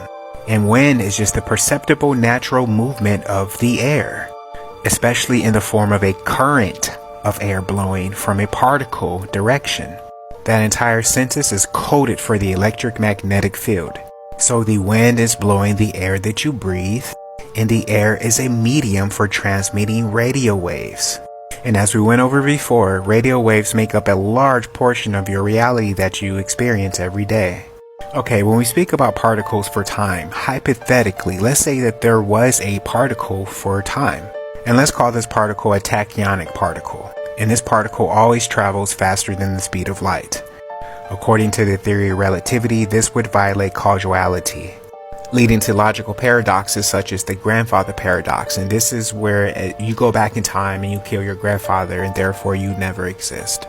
So one possibility to achieve time travel would be to accelerate a particle that is already accelerating faster than the speed of light. This would go against the theory of physics, but it would open up our minds to new possibilities. So we're going to stop here for now. So please go and check out the videos that I posted about the electromagnetic field so that you can really understand and have a knowledge about this. It's literal cheat codes. And don't forget to watch Deja Vu. See you next time. I love you. Peace. Alright, and as a bonus, I mentioned that air is the Earth's atmosphere as a medium for transmitting radio waves. And usually here's what people think about when they think of the Earth's atmosphere. It's like the ring that surrounds Earth. Well, when I think of atmosphere, I associate that with the firmament, or the ionosphere, the layer of the Earth's atmosphere that contains a high concentration of ions and free electrons and is able to reflect radio waves. Just like air is a medium for transmitting radio waves. And the firmament is the orb of the fixed stars, the most remote of the celestial spheres, or the region of the earth, the sky, or the heavens. That's very interesting. So if the firmament is the region of the air and the orb of fixed stars, and the air is a mixture of substances like oxygen and nitrogen, and it's very necessary for us to breathe. It's the essence of life. And a lot of people think it's the moon that controls the tides. I believe it's just the wind. And the wind is the natural movement of air. And the firmament is the region of the air. And the firmament appears all throughout a book that most people in this country use for religion. And let them be for lights in the firmament of the heavens to give light upon the earth. And it was so. That's probably a reference to stars. I mean, it appears a lot of times. Pause to read the top one. That's a clear reference to stars and used to divide the seasons and the days and the nights and the years. Alright, so check this breakdown. The ionosphere is the layer of the Earth's atmosphere that contains a high concentration of ions and free electrons and is able to reflect radio waves. Remember, repetition is key. And air is the Earth's atmosphere as a medium for transmitting radio waves. So you see the connection with the ionosphere and air. And wind is moving air. So you can say that wind is a movement of possibly radio waves. So now you know what it means to be on air. Okay, firmament is the orb of the fixed stars and the region of air. Okay, and remember the connection to air and ionosphere. High concentration ions and free electrons. Plasma is one of the 4 fundamental states of matter. It contains a significant portion of charged particles, ions, and/or electrons. It is the most abundant form of ordinary matter in the universe, being mostly associated with stars, including the sun. The electromagnetic field, a field of force that consists of both electric and magnetic components. It's a force field. So the atmosphere is a force field. And the atmosphere is the envelope of gases surrounding the Earth, or the electric magnetic field. And those stars are just little balls of plasma on the force field. And may the force be with you. Alright, so first for the icebreaker, last spring I did warn you guys that an electric car mandate is coming within the next 3 years. Now this doesn't mean like everybody has to switch within the next 3 years. This may just mean like you have a certain date to implement this change in your life. And what do you know, Washington State plans to ban most non-electric vehicles by 2030. So this would be something to keep your eyes on. Moving on. What are the chances that they sign a 2 or 1.3 trillion infrastructure package right before there are concerns about our infrastructure? I mean, if you don't see what's happening, you just might be an NPC, bruh. It is what it is. Let's get into it. So we're pretty deep in this simulation lecture. So let's continue with time travel. So we've covered the technical aspects of the electromagnetic field and left off talking about subatomic particles. And we were talking about the subatomic particle that's connected to time. Now you guys know before we've talked about Chronos, we've talked about Saturn, we talked about Father Time, and how the name Chronos pops up a lot when it has to deal with time. So what would you suppose the subatomic particle for time would be called? A chronoton. But are chronotons connected to time travel in any way? And how will we know if they were? Well, intuitively for that, I feel like we would look to CERN. And side note, check out Parallels on Disney+. I won't do any spoilers, but in this show they have a LHC that deals with time travel. And in the show, instead of calling it CERN, they call it the ERN. Also in the Atom Project, they have something like a Large Hadron Collider. In this one, I believe it was a magnetic particle accelerator, but it's still a lot of truth hidden in plain sight type of things going on. Alright, so just a quick recap, pause to read what the electromagnetic field is. But I want you to remember a field of force that consists of both electric and magnetic components. Alright, remember what atmosphere is? The envelope of gases. The ionosphere contains a high concentration of ions and free electrons and is able to reflect radio waves. I have to repeat this because it's very important. I want you to remember this. Plasma contains a significant portion of charged particles, ions, and/or electrons. Lightning is made from plasma. Stars are plasma. And remember, an ion is just an atom with an electrical charge. So in essence, stars are local, the sun and moon is local. The stars sit on the firmament and they're little balls of plasma. Lightning is just a discharge of that ionosphere. Alright, so the reason why we have atmospheric electricity like lightning is because of the ionosphere. It forms the inner edge of the magnetosphere, and it influences radio propagation. So the reason why we have radio, television, TV, cell phones is because of the ionosphere and the ions and free electrons. Yes, I'm serious. And remember, those electrons are negative. So imagine positively charged protons smashing into each other in a large hadron collider like CERN. Alright, so at CERN they're studying antimatter. And pause to read a little bit more about what antimatter is. These are antiparticles of the corresponding particles in the ordinary matter. Minuscule numbers of antiparticles are generated daily at particle accelerators like CERN. Now, you may have heard of antimatter before in movies like Angels and Demons, for one. Now, CERN has a anti-proton decelerator, and what this does is a unique machine that produces low-energy anti-protons for studies of antimatter and creates anti-atoms. Pause if you want to know more about this anti-proton decelerator. A proton beam coming from the proton synchrotron is fired into a block of metal. These collisions create a multitude of secondary particles, including lots of antiprotons. So they're shooting beams and creating antimatter. Now, a proton synchrotron, that sounds fancy. What is that? Synchrotron radiation is the electromagnetic radiation emitted when relativistic charged particles are subject to an acceleration perpendicular to their velocity.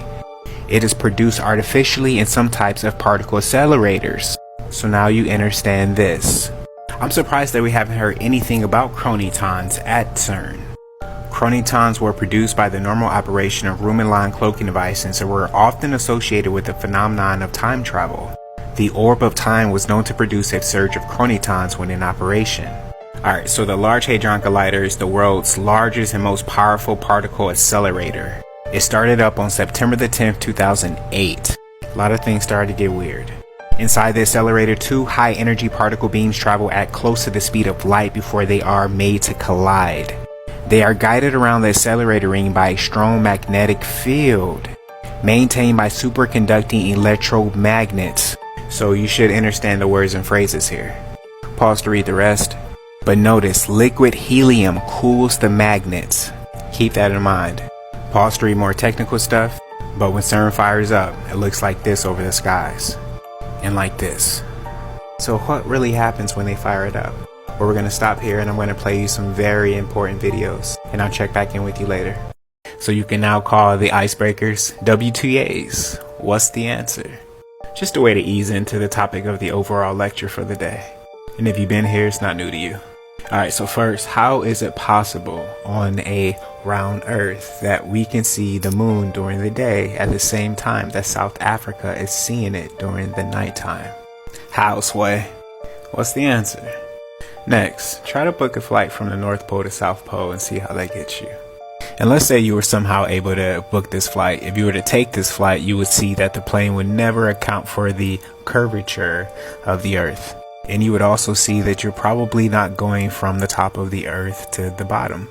Speaking of, if we have a round Earth, the North and South Poles are supposed to get the same exposure to sunlight, right? Then why does Antarctica never have summers? But recently there's a heat wave and there's some bizarre phenomena going on there that's baffling scientists. The East Antarctica ice shelf collapse, the first time in human history for that region. Worry scientists. But how is it the first time in human history?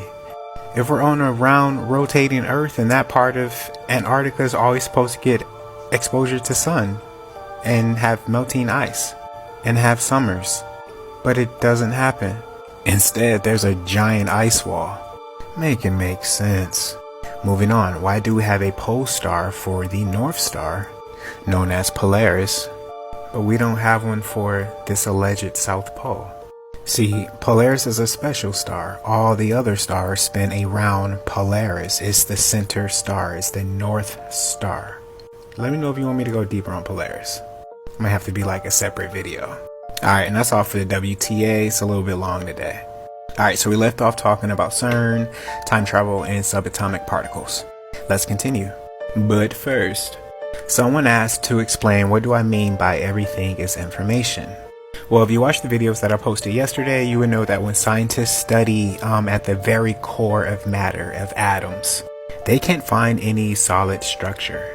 You see, when you touch a table, your brain registers that as a solid surface because of the dense matter, the dense molecular structure. Well, technically, solid objects don't exist. You see, scientists developed string theory, which proposes that everything in the universe is made of tiny vibrating strings of energy to encompass the physical principles of all objects from immense galaxies to subatomic particles. So this means at the core of subatomic particles, they find these vibrating strings. This is also known as the theory of everything. You might recognize that name from this movie. So you might recognize the name theory of everything from the movie about Stephen Hawking.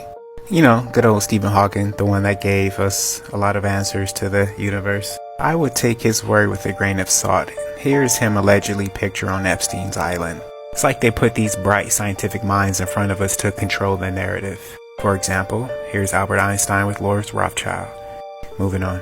So how is everything information, right? When you send a Western Union, you're not physically sending the other person the cash. What you're sending is a bunch of numbers to the receiver on the other end. And in turn, they're going to give that person cash. Because cash is just powered by our belief that it's worth something.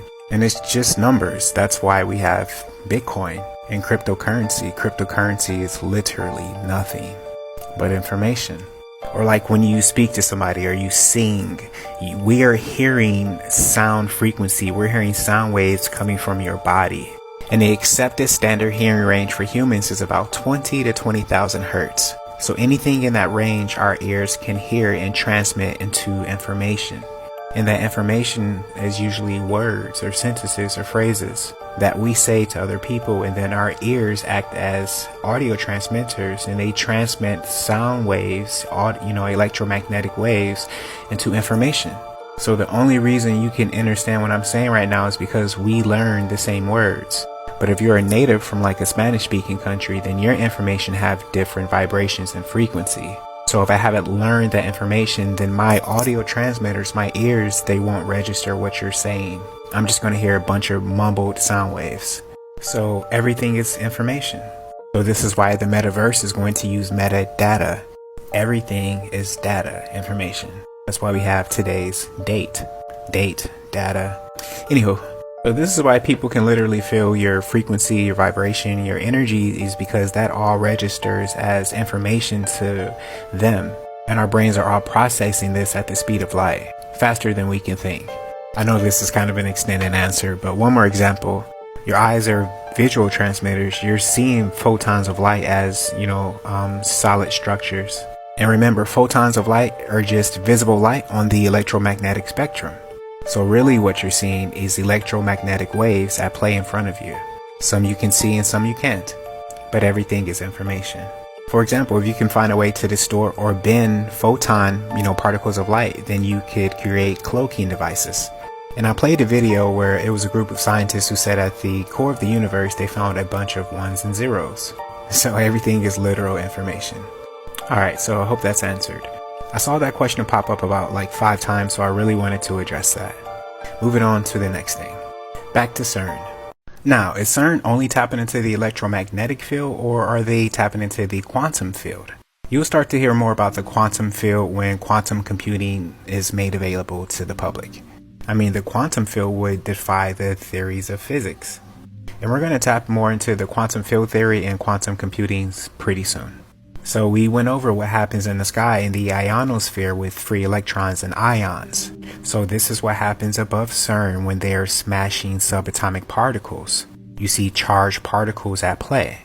Just a different charge because they're allegedly smashing protons, and protons are a positive charge. But it still has the same type of reaction. You can see lightning occur, which means there's plasma there. So are they only smashing protons there at CERN? Because you're smashing protons and we have Mandela effects now? Bruh. So we went over chronitons being connected to time. Just subatomic particles that are connected to time. But has there been anything else discovered that's connecting to time and can potentially be used in time travel? Further proving that this is all a simulation. Time crystals, how scientists discovered a new state of matter. Crystals such as diamond and quartz are made of atoms arranged in a repeating pattern in space.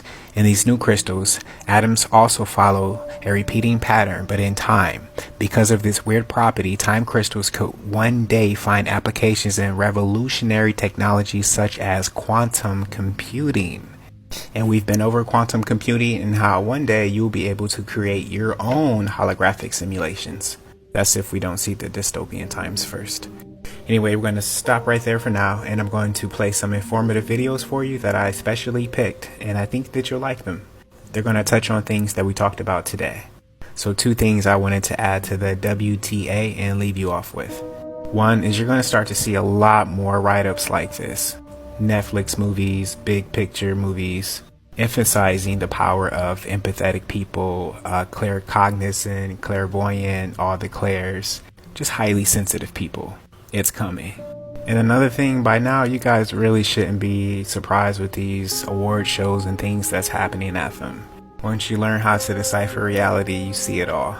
And another thing, if I do have people here who are on the opposite sides of the earth, talk to each other or ask yourself, how are you guys seeing the same thing in the sky at the same time if it's supposed to be on different sides of the earth? And another thing, you can trust what I'm saying, but always verify. I love you. Peace.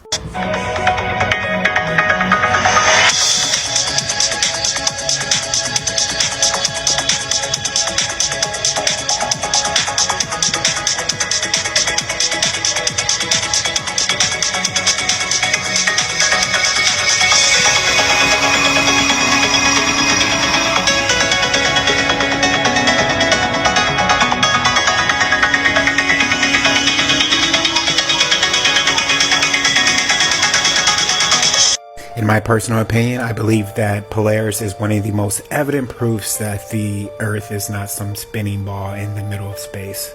So I was surprised to see the number of people that didn't know about Polaris. However, you probably heard of it before. It's the North Star.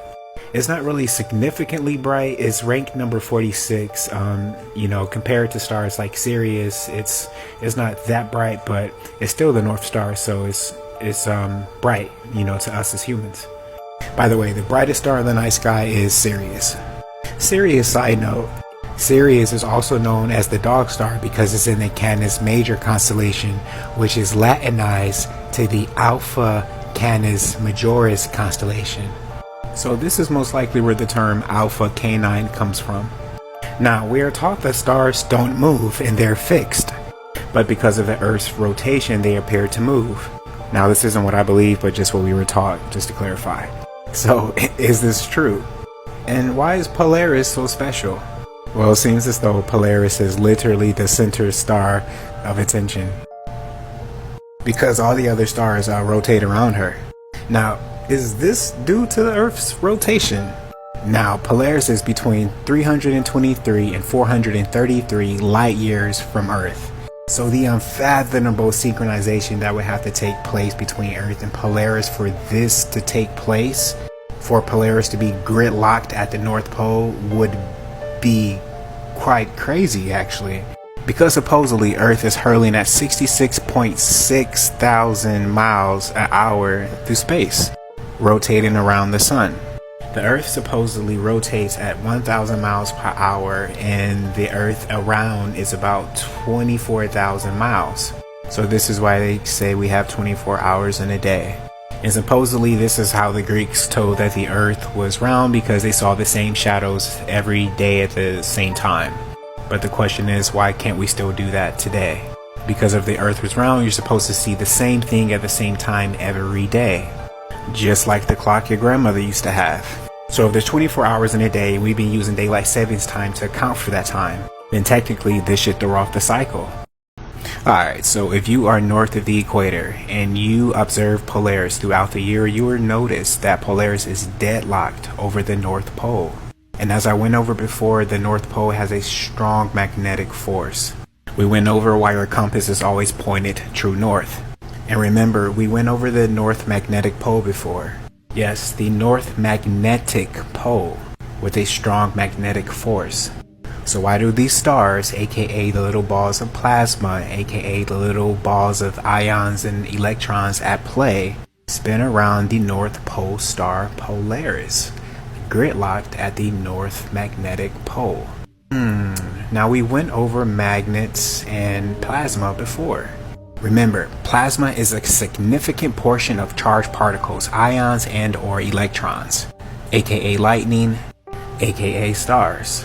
So if we're on a globe round spinning Earth in the middle of space, whipping through space at 66,600 miles per hour, rotating around the sun, how is Polaris gridlocked at the top of the Earth and you can still see it in the southern hemisphere?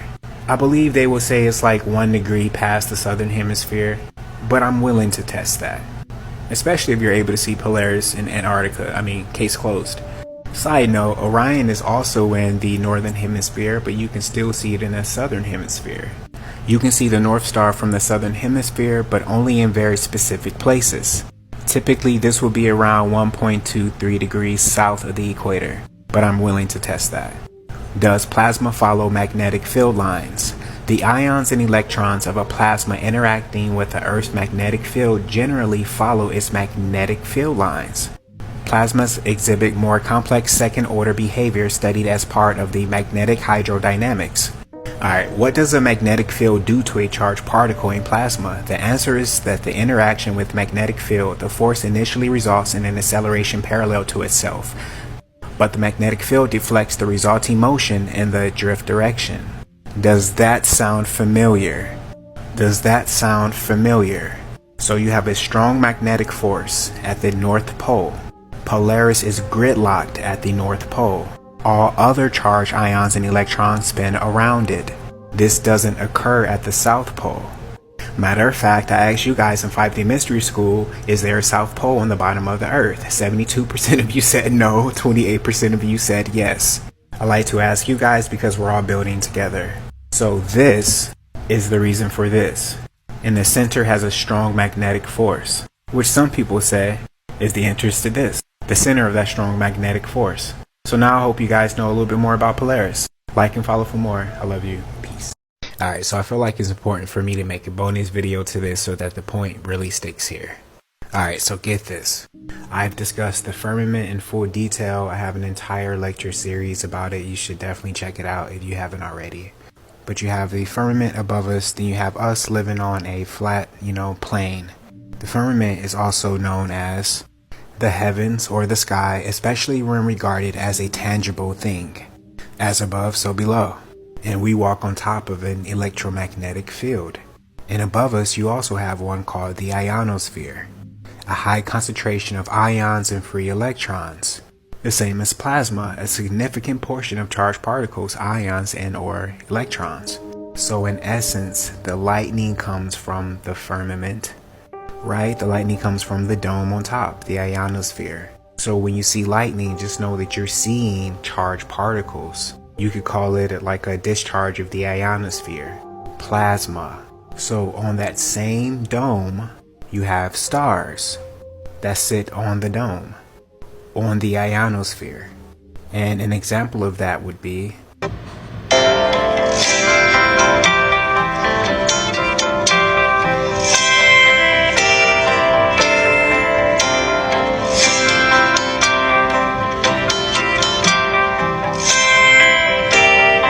Alright, so we went over this in the firmament lecture. Those are called sprites. Sprites are plasma. Sprites are also known as lightning, which comes from the dome, the ionosphere, because lightning is nothing but plasma. And the lightning is being guided by the magnetic field. Remember, we went over electromagnetic waves. And look, frankly, I've proven that the sun and the moon are local. If the sun is 93 million miles away, it's no reason why it should be entangled in the clouds. And why a few little clouds should block out the entire sunlight. Especially if it's like supposedly 109 times larger than the Earth. And if the moon is 252,000 miles away, same thing, why is it entangled with the clouds that are local? Well, both the moon and the sun are also powered by the ionosphere and local. Because you have stars that are closer to the sun, but yet they sit on top of the sun, which is entangled in the clouds. So yeah, there's a strong magnetic field, but it's not on a round ball. It's in the center. And deadlocked in the middle of the firmament is Polaris, which you might say is being powered by this strong magnetic force in the center. Matter of fact, there is a symbol that relates to Polaris that was used by Adolf Hitler. You might recognize it. But it shows the direction of the stars, all being guided, spun, and powered by the magnetic north. It's like the battery powering.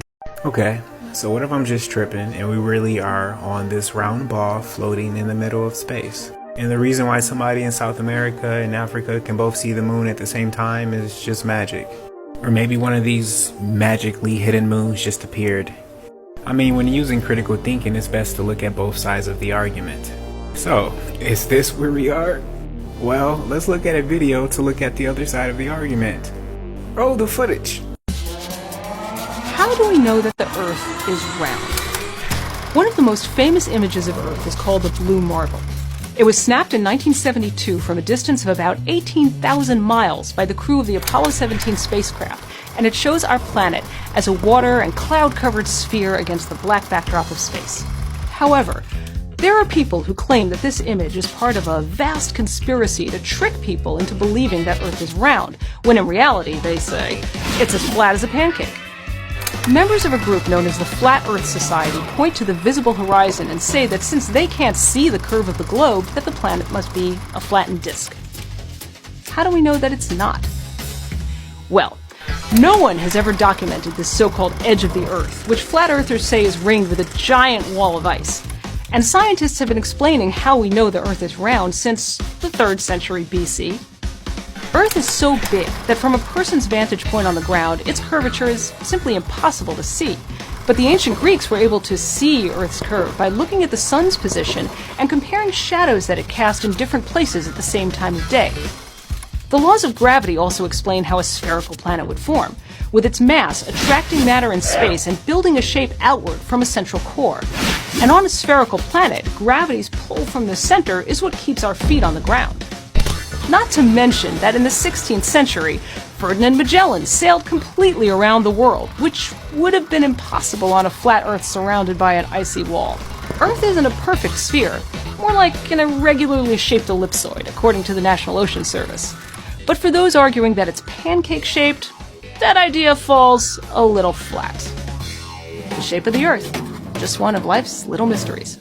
So before we continue speaking about CERN and time travel, I feel like I have to finish presenting you with some information so that you can better understand what's happening with CERN and Shiva the Destroyer that they have out front. But first, a quick WTA. So 5D, fifth dimension, is like a heart-centered type of space. So with that being said, just try to have empathy and sympathy for other people. Try to lead with your heart, not your ego. And remember, negative comments get you an automatic block. So be easy. So in another lecture, we went over the black sun and the connection to the North Pole. Now, it is in my personal opinion that the South Pole actually does not exist.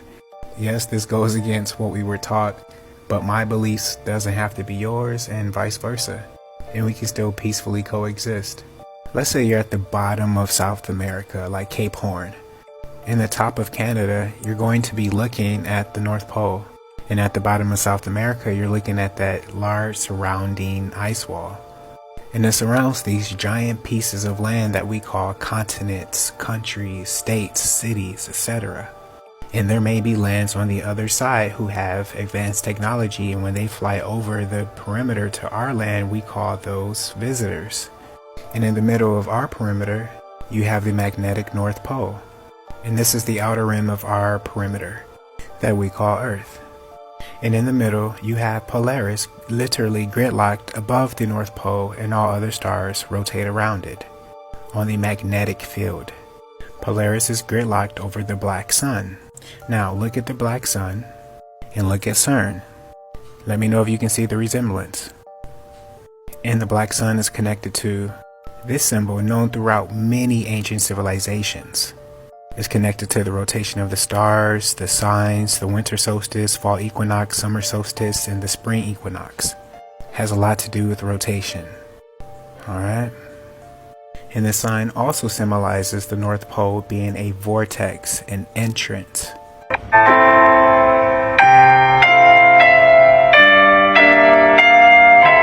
Alright, and they say that video was taken from the Russian ISS. The definition of a vortex is something that resembles a whirlpool, but look at the second definition there. Vacuum in the center, huh? Well, if we have a strong magnetic force at the center of the North Pole that creates this motion in the sky on the magnetic field, what does that have to do with a vortex? My opinion is that I feel like this vortex is being formed by a strong magnetic force. Actually, you can create your own magnetic vortex at home using magnets and water. Pay attention to this short clip of this video, and I'll play the full video after I'm done presenting.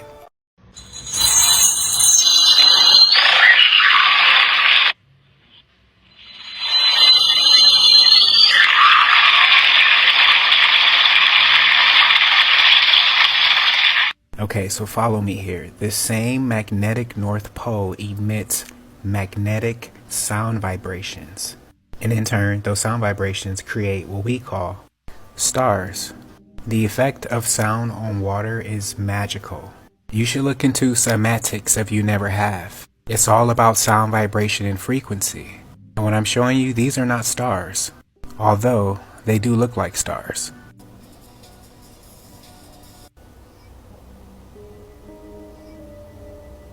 Sound frequency is the reason why snowflakes are shaped the way they are, and it has that same effect on water.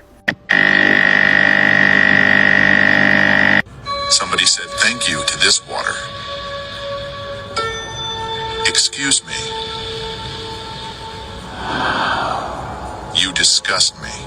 Okay, so the black sun is also connected to a holographic moon, although I haven't seen it in like 7 days. And although it's not super good, I've been waiting with my telescope, but I'm sure it's just blocked by the clouds, right? Alright, so we get UV rays from the sun. This image is cat, but y'all know what I mean. Then what type of electromagnetic rays do you suppose we get from this holographic moon? Or let's say, even if it wasn't holographic, what type of electromagnetic waves would you suppose we get from this moon? Could it be electromagnetic waves that keep our vibrational souls reincarnating in this simulation? Could it be responsible for the menstrual cycles with women? That's why they say they sync up with the moon. Anyway, this is all done with electromagnetic force. Okay, so the stars are vibrating balls of plasma that are fixed on the firmament, or you can call it the ionosphere, but it's responsible for the magnetic field. It has a high concentration of ions and free electrons and is able to reflect radio waves. You're able to see the ionosphere, the free electrons and ions at play often. That electricity comes from the ionosphere and is guided by the magnetic field. Repetition is key. It also charges the moon, which is holographic, and the sun. That gives us energy. Alright, so we don't have any real photos of this place that we're on. They're all computer generated images. We don't have any photos of the other planets. They're all computer generated images. The satellites are all computer generated images. So my question is, if seeing is believing, then why would we believe that there are any up there if we've never seen them? You see an image, it's just a visual representation of something. A picture produced on an electronic display, such as television or computer screen. And remember, the mind is malleable. Alright, so supposedly there are thousands of satellites in the sky, and let's say you're out in Yosemite, California, and you happen to see one floating across the sky, and you're like, yeah, that's my belief that satellites are up there, like they're definitely real. Trust me, I've seen them too. But what you could have been seeing is one of NASA's many high-altitude vehicles. There's several of them. Take a look. High-altitude long-endurance air vehicle analysis of alternatives and technology requirements development. Welcome to the future of global communications. Fast, reliable 5G technology. But I thought that's what satellites were for. These are known as stratospheric platforms. And note, they're used for global communications. Yes, cell phone electromagnetic waves are powered by cell towers, and they go from cell tower to cell tower. And they're plugged in right into the electromagnetic field. GPS systems were introduced in the 60s, and you can see this patent for long-range navigation systems is done in the 50s. And yes, long-range GPS navigation systems use electromagnetic waves from towers, not satellites. Because you don't need satellites to bounce EM waves. You can do that with the ionosphere. It reflects the radio waves that come from the towers. In between the giant slabs of land that we call continents, we use underwater cables, undersea fiber optic cables, pictured here. And this is for our long-range communications. Not these. I mean, that doesn't even look real. Invisible and vital undersea cables and transatlantic security. You can see at the bottom the North Pacific undersea cables going up, the Mediterranean undersea cables, and then at the top the North Atlantic undersea cables. And these are some of the latest patents, but these have been around for a very long time. There are dozens of patents for short and long range communications using electromagnetic waves, which eliminates the use for these. I mean, it's like a first grade Photoshop project. So everything that we were taught that we need these for, there are systems for. These technologies have been around for a while. So when you see the little orb of light at night that you think is a satellite, it's probably just this flexible laminate material for one of their light air vehicles. And they are unmanned. And they're all over the Stratosat Datacom for Africa. Converged communication solutions officially connecting Africa. This telephone apparatus for deep sea diving was in 1927. The first submarine communications cables laid beginning in the 1850s. Copper wired cables for telephones was in 1850s. And the fiber optic data transmission cables were used in ocean transversing routes in 1980s. The first telephone was introduced in the 1930s. Those systems were all set up with cables. Communication systems are long-range navigation systems, radio, television. They all use electromagnetic waves that don't require these, but instead they bounce off the ionosphere. So when you see a NASA ISS live stream feed, they're at some film studio.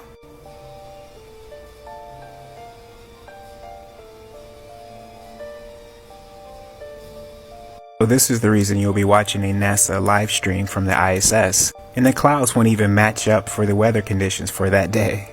And also, if there are thousands of satellites orbiting the Earth, why do you never see one when they have a live stream? Never a star or a satellite in sight, or even during like a NASA ship launch. You know the live stream when they're showing the clip from the back, and the Earth's supposed to be in the back of it. You know which one I'm talking about. Even the video of the rocket hitting the dome. When it flipped, there was nothing up there. But using critical thinking, looking on the other side, the satellites are supposedly in the thermosphere. Okay. If that's the case, then how can Japan develop a wooden satellite and sit it in the thermosphere, where in a vacuum, absence of matter, the temperature drops to 2.7 Kelvin or negative 270.45 Celsius? Must be some extraordinary wood. Also, in a vacuum, that's absence of matter. And the reason we see light and a bunch of other things that float around in space, supposedly, then how can you see light if the only reason we see light is for matter?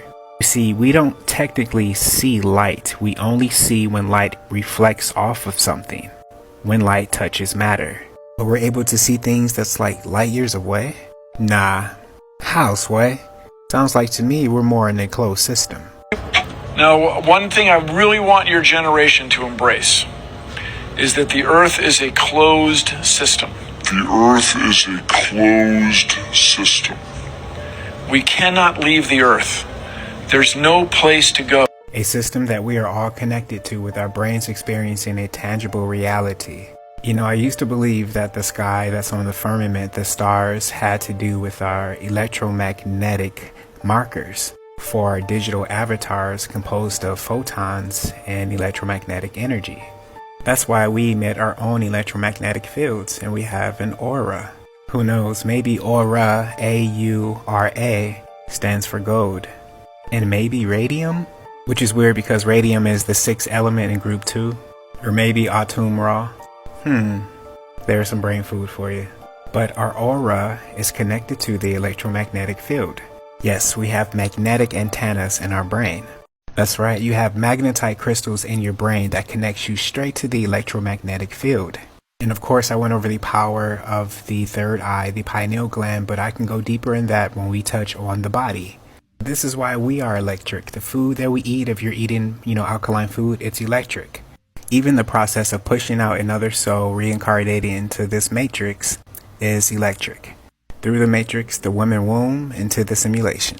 So to conclude on this point for today, the ancient civilizations that came before us, our predecessors, they all knew that we were in a closed system with a firmament above us. But for some reason, we think that the ancient civilizations were all wrong, all of them, and we're right. So all like 22 civilizations here were wrong, and NASA was right. And we are indeed on a spinning ball. You see, we have been indoctrinated to believe this in a school system that conditions us to have our truths. You're tested on it over and over and over again, and you have to believe and regurgitate what they say or else you fail the grade. And in turn, you believe that you're dumb, and this becomes your truth. And you don't question it. You just learn what they tell you. You become comfortable with not knowing. And then when a mystic like me comes around saying that you've been lied to, I'm deemed as loony because I'm not going along with the program. And it's funny because they teach us this, and then we go in debt for learning it. And then you try to pick the best way to pay it back off, or just to survive in the matrix. Then you become more comfortable with not knowing, and then every year you celebrate the fact that you get to do it again. But in a world where you're not told to ask about this, although you've never seen a real photo of it, but you're told the name of it, and this is where you are, and these are around us, and these are up there, even though they're always trying to find new ways to replace what those satellites are used for. But we've never needed them. But of course, in a confined simulated holographic universe, everything is already provided for. Our technology isn't new, we're just the newest players in the game. So yeah, it looks real, but what is real? Seriously, what is real if everything you were told to be real turns out not to be real? Then what is real to you? If nothing more than a tangible perception of something. So yeah, those little electromagnetic plasma balls in the sky, yeah, they're real, depending on what your definition of real is. And I'll leave you with this. I was reading my goddaughter's natal chart, and I thought about if you take the zodiac wheel, known throughout all civilizations, and you take the center of it, take the center of the wheel and put it where the North Pole is, right in the middle, where Polaris is gridlocked. You would then have the direction of the stars, the constellation, and those strong plasma balls that we call planets. And I'll touch on that soon. And one thing that really fascinates me still is this great dark rift, which we'll definitely have to dig deeper in later. So remember, use your intuitive discernment, because what you might think is natural or real could be artificial or simulated. Alright, so good news. Next week is spring break for 5D Mystery School, so there will be no classes. If anything important pops up, I might post it in the story. But again, thank you guys for watching and supporting, for everything. And especially for the 300,000 plus followers, I really appreciate that. So make sure it's to like, follow, and share. I love you. Peace. So for the icebreaker today, if you're a Christian or maybe you're not a Christian, you probably heard of the story of Satan being cast from heaven.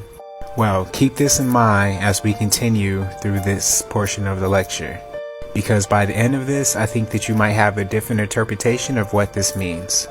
Okay, so overall, I would say that this Exit the Matrix simulation lecture is probably one of the most important that I've done so far. So we've covered a lot so far, with topics and lectures that are all connecting with each other in some form or fashion, including ancient enigmas in the form of disc, the nature of our reality, and the firmament, just to name a few. So now it's time to go a little bit deeper into this rabbit hole. Alright, so we spoke about the way that the brain creates our reality. Well, your brain has a left and right hemisphere, and our entire collective as a whole in this reality has a north and south hemisphere. At the middle of our right and left hemisphere at the top of our brain, we have our crown chakra. And in the middle of our reality, we have the North Pole. In a flat plane map, this is the middle. So keep that in mind. Side note, in my personal belief, there is no center South Pole. If anything, it is the outer rim of our, 7 collective continents, aka the ice wall. Like a circular magnet, hence the name magnetic field. So when you're younger, you hear the story of Jesus, or Santa, or maybe both, depending on your religion. But no matter what your religion, every single story is going to relate to what I'm about to tell you. So Santa came from the North Pole on Christmas to bring you gifts, yada yada, you know the story. But he has a list and he's checking it twice, and he's gonna know if you've been naughty or nice. Sort of like he's keeping a record, an Akashic record. Keep that in mind. But stories of Santa usually coincide with stories of Jesus, or Yahweh, Jesus. And of course the nemesis, Satan, being cast out of heaven. I don't want to show a photo of Satan because I don't want to frighten anybody, even if it's a cartoon.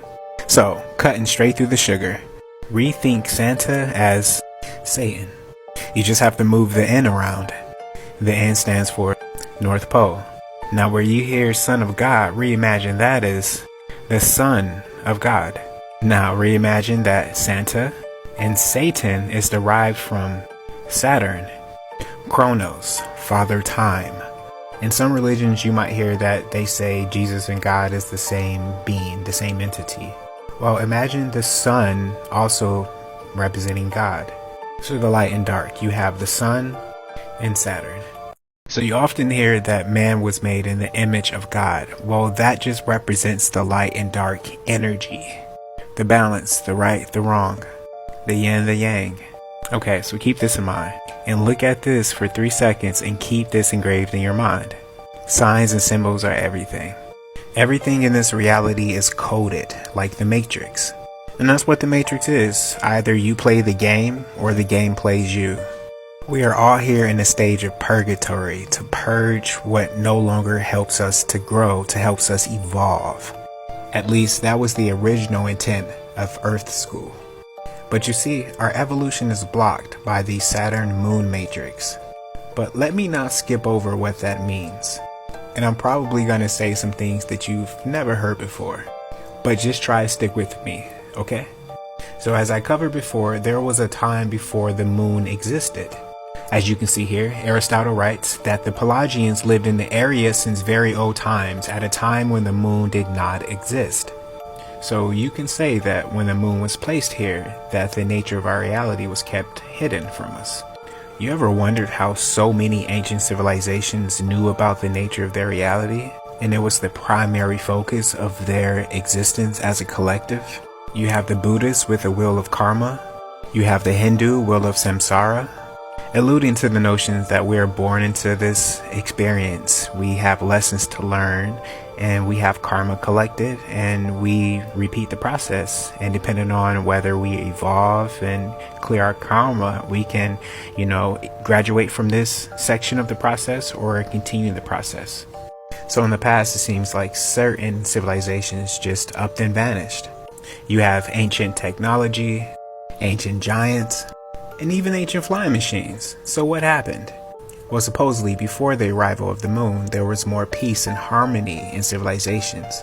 And after it messed with the ties, it messed with people's moods, it made them mentally ill. That's where the term lunatics came from. It's that Saturn moon matrix messing with the mind. So imagine that the moon is a satellite. It sends and receives signals, light codes.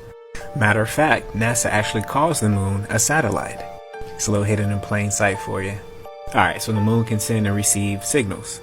But from where? Well, this Saturn moon matrix. Saturn, Santa, Satan. So if it's a Saturn moon matrix and the moon receives the signals from Saturn, and Saturn is also known as Satan and Santa. Alright, so Saturn is also known as Satan and Santa. And Santa comes from the North Pole. So that means that the moon is receiving the signals from the North Pole. Those signals are sent from the moon most likely when you are sleeping. And this is when your pineal gland, your third eye, is the most activated. And when you have dimethyltryptamine being released, that in turn creates your dreams. And you also get to experience the astral realm with astral projection. And I've covered this before with my experience. Alright, so you got those light codes being projected from here, Saturn, Satan, Santa.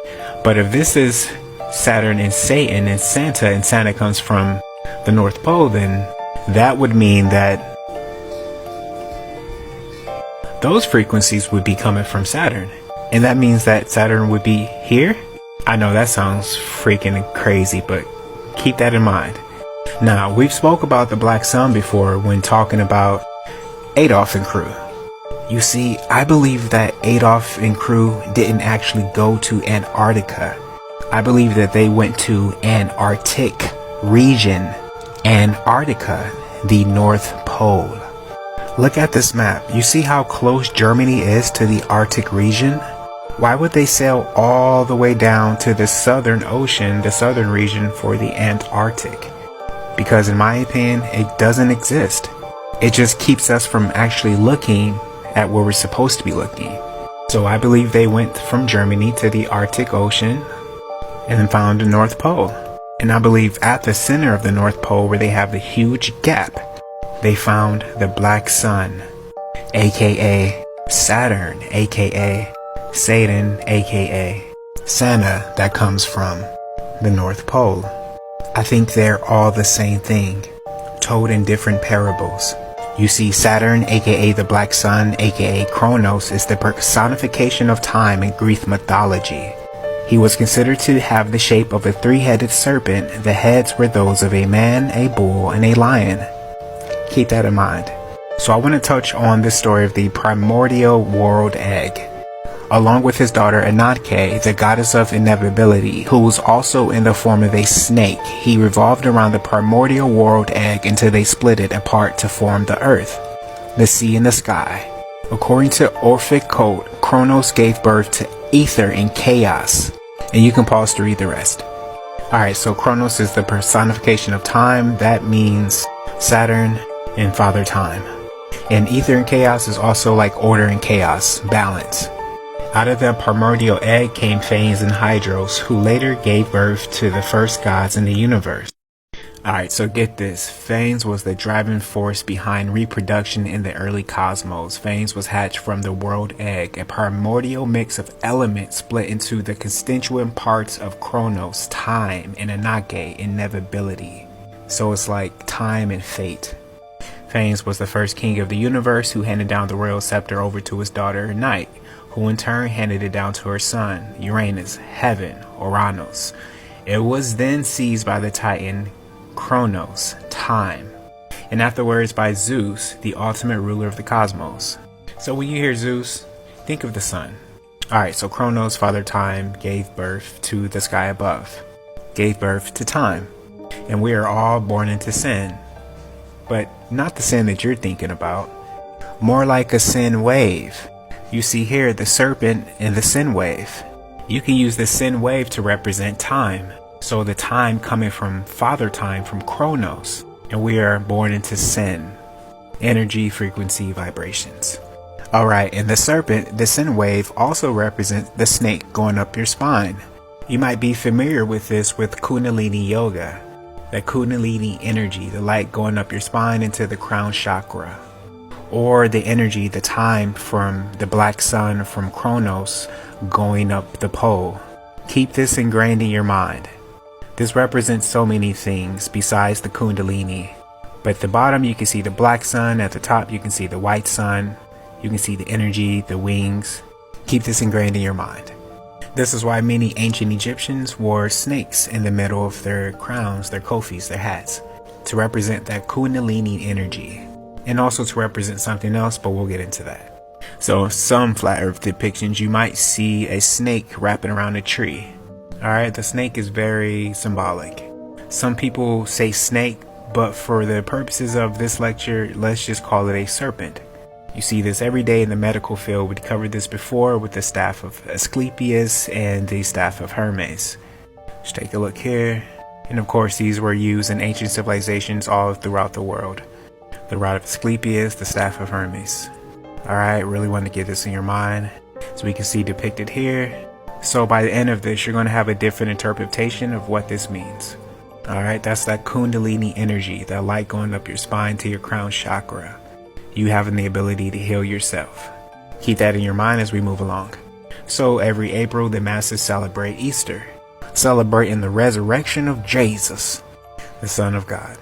Oddly represented by a bunny rabbit, which is perfect for this because it's time to go deeper into the rabbit hole. So you see this symbol every day, right? The matrix is filled with signs and symbols around you, and it's your own personal responsibility to learn how to decipher them, to learn how to decode the matrix. And the learning outcome by the end of this is for you to know how this, with the Black Sun, White Sun, Satan, Saturn, Santa, with time coming from Saturn, Kronos, Father Time, going up to the sun, is related to this, you, your body, your chakra system, and the hidden power that you don't know about. Nobody really tells you the rules of this game, but I'm giving you some keys to unlock some doors. Just listen and go within, because the signs are all around you, trust me. These signs are meant to unlock something within you. These are around for you to remember who you are and why you're here. Alright, so we went over how ether is associated with Easter in April, which is technically the first month in a 13-month calendar year. And April is the month that they celebrate the resurrection of Jesus Christ when he rose again. and it just so happens to take place after the month of March, where that is the only sunrise that takes place at the North Pole. So it's like the sun has risen again. Hope that makes sense. It's like the sun has came back to the North Pole, to Father Time, to Saturn, to Kronos, to Satan. And that's why the celebration of Christmas, you can see you have somebody at the bottom and you have the star at the top. Hopefully you can start to recognize what these symbols mean. But Christmas is really the celebration of Saturn, aka the black sun. And remember, I said for the purposes of this lecture, just think of Saturn and God as the same entity, as the yin and the yang. So you can see at the bottom, God, Saturn, Satan, everything that we went over, sent his only son, the sun, out into the world. So you have the God at the bottom, then the sun at the top. So Saturnalia is actually something that was really celebrated around December the 25th. And it was later turned into Christmas. But you can pause to read here. Saturnalia is an ancient Roman festival and holiday in honor of the god Saturn, held on the 17th of December of the Julian calendar, and later expanded with festivities through the 23rd of December. So it was later turned into this, but the symbolism is still there. So when they say the sun was tempted, 40 days and 40 nights out in the wild, tempted by Satan, it means that when the sun rises, the only sunrise in March, then it's sent out into the wild. The 40 days and 40 nights still kind of baffles me, but maybe it just means that the 4 and 4 equals 8, and that is the infinity, just turned sideways. And hopefully that will make sense later when this connects. So speaking about Christmas, symbolically that is the time that, Santa comes from the North Pole. Alright, so you got Santa coming from the North Pole, Satan coming from the North Pole, and Saturn, Cronus, Father Time. Repetition is key because some of y'all got some really short attention spans. So Saturn, Cronus also means corona. And on a heliocentric model, the North Pole is the crown of the Earth. And we have a crown chakra. And Saturn, Kronos, also means crown, corona. And you often might hear of the sun's corona, the outer atmosphere of the sun, the outer space of the sun, which is everything the sun touches, the sun's time, which comes from Saturn. And that's why they call him Kronos, Father Time. So Kronos, Saturn means corona and crown. Well, so let's not skip over that. What exactly do I mean by time coming from the North Pole, from Saturn, from Kronos, from Father Time? Saturn, aka Father Time, aka the black sun, as you can see here, he has the corona on top there, is centered at the North Pole, in my personal belief. Fact checkers may say otherwise. So the rings going around Saturn are actually figurative. And if you look up the history of the rings, NASA, they'll probably say something like the rings were added later by some phenomena in space. But when they're talking about the rings, I actually feel like they're speaking of the stars that's going around Polaris. And like I said before, Polaris is gridlocked right above the North Pole. So those are the rings around Saturn. And one thing that we're controlled by every single day is time. In a sense, time is like our God, it's our ruler. And that time is coming from the center of Satan, the hell-o, the O of hell. Hello. So every single day you exchange time for money. And when you get a little bit older, you realize that time is actually the real luxury, at least in my opinion. And that time is coming from Kronos, Father Time. Alright, like I said, you have Kronos, the personification of time in Greek mythology. He was considered to have the shape of a three-headed serpent. The heads were those of a man, a bull, and a lion. What does that mean? The bull represents the Taurus constellation, and as you can see right next to it you have the Pleiades, which ancient texts often speak about. The man is the Hercules constellation and the lion is the Lyra constellation. And you also have the Draco constellation that's in the mix, including the three-headed serpent. So you often might hear like Draco Reptilians, Draco Law, Draconian Law, the Draco Gun, like they're all referring to the Draco constellation, whether they know it or not. And the Draco constellation is actually right above the North Pole, where the time is coming from. So I want you to imagine from the North Pole that you have a web of time coming from the center, like a large net.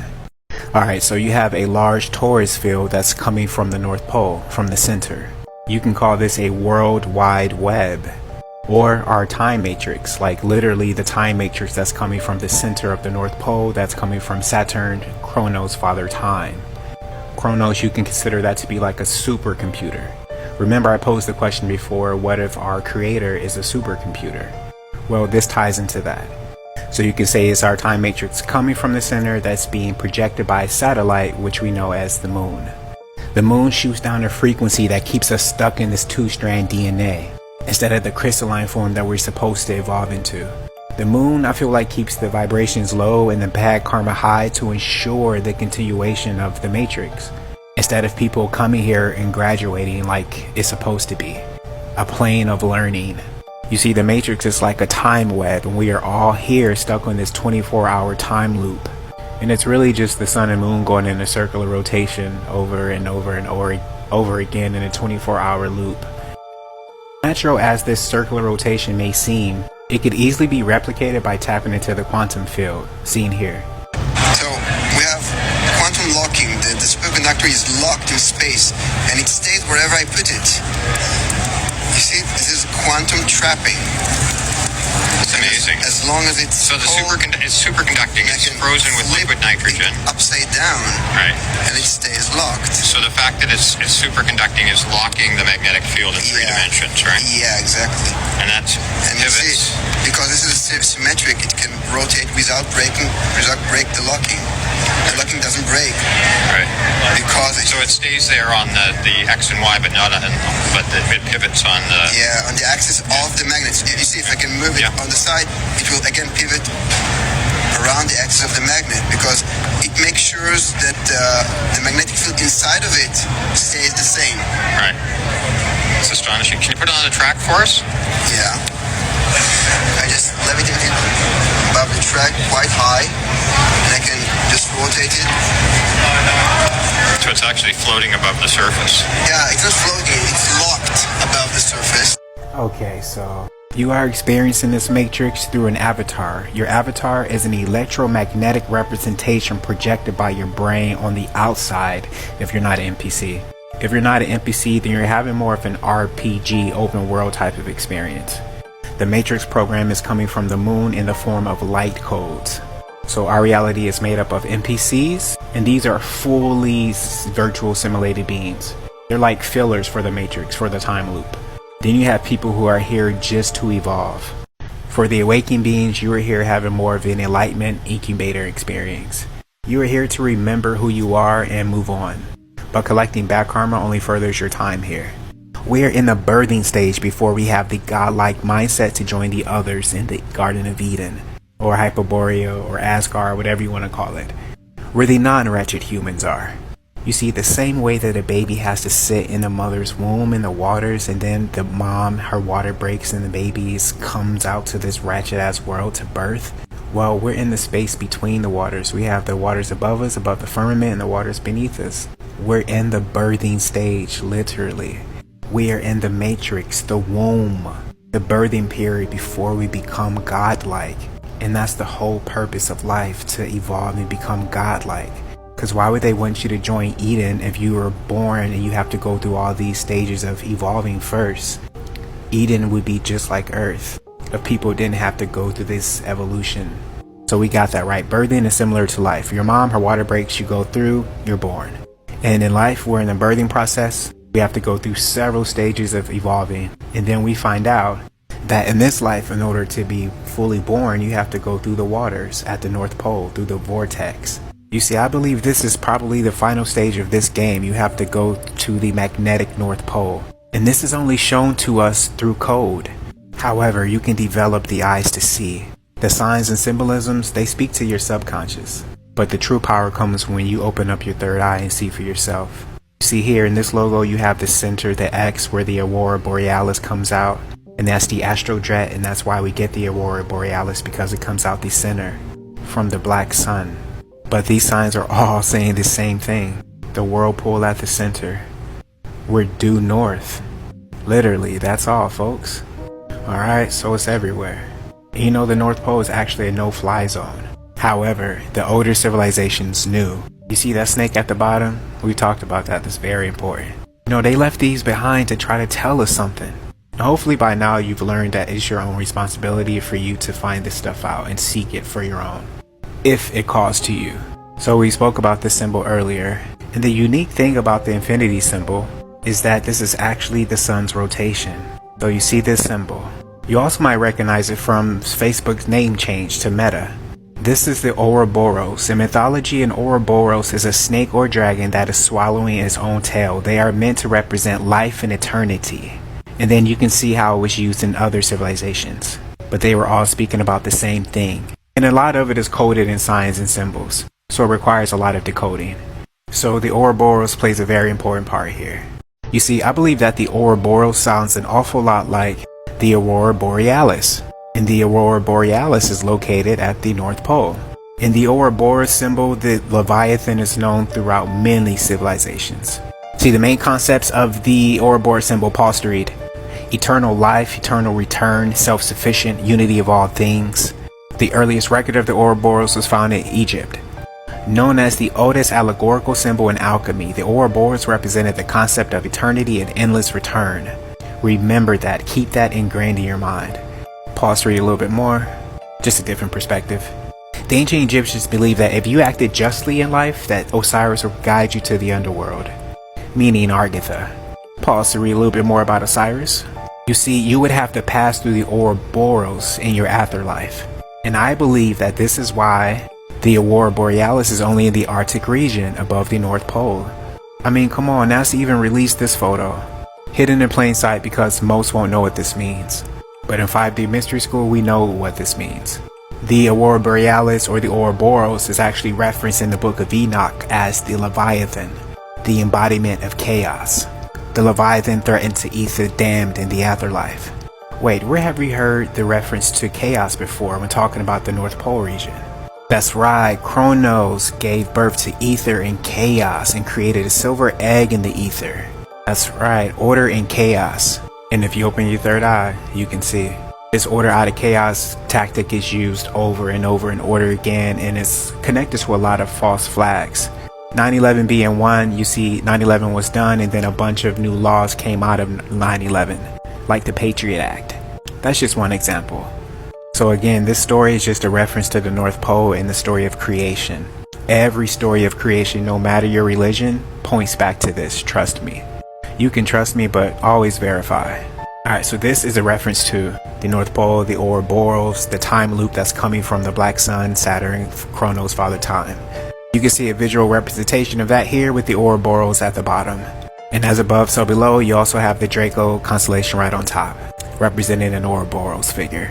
You see, life is a game and you just have to find the clues to learn how to play and to learn what the mission of the game is.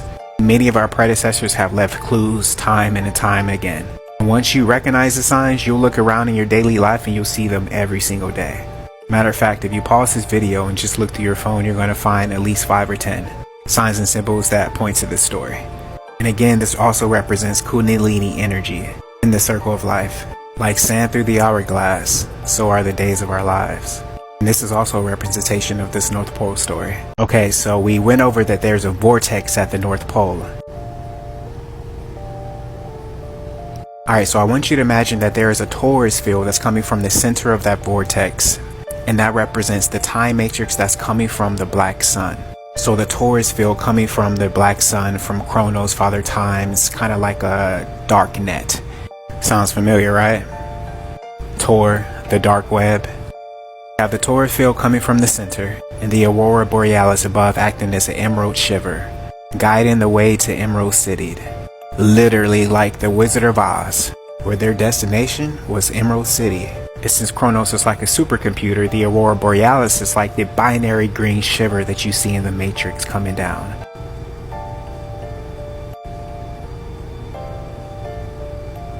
Or it's like the emerald emblem that they have over their head in the Sims game. And since we're all Sims here, then it's relative. So we're in the middle of a flat plane, and if you add up T in this planet, as we went over before, T represents TAU, like the beginning of the Taurus constellation. Or in Phoenician, it means X, like X marks the spot in the center of the plane. And the reason why the sun takes up about like 97% of our solar system, because it is our solar system, SOUL. solar system. In the center is where the matrix comes from, and I'm willing to bet that this is actually where your soul comes from when it enters into this stage of evolution, this stage of learning, Earth School. And I feel like this is what the Ankh represents, the circle of life. You see, the cross is used everywhere, and it has man trapped in the system.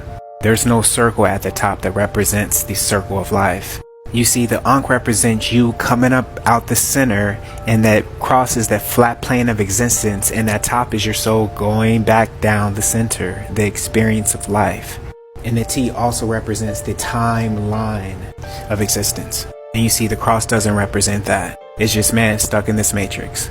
One more thing, the bottom represents the black sun, the top represents the white sun, and the sides represent time, reality, and life, this experience.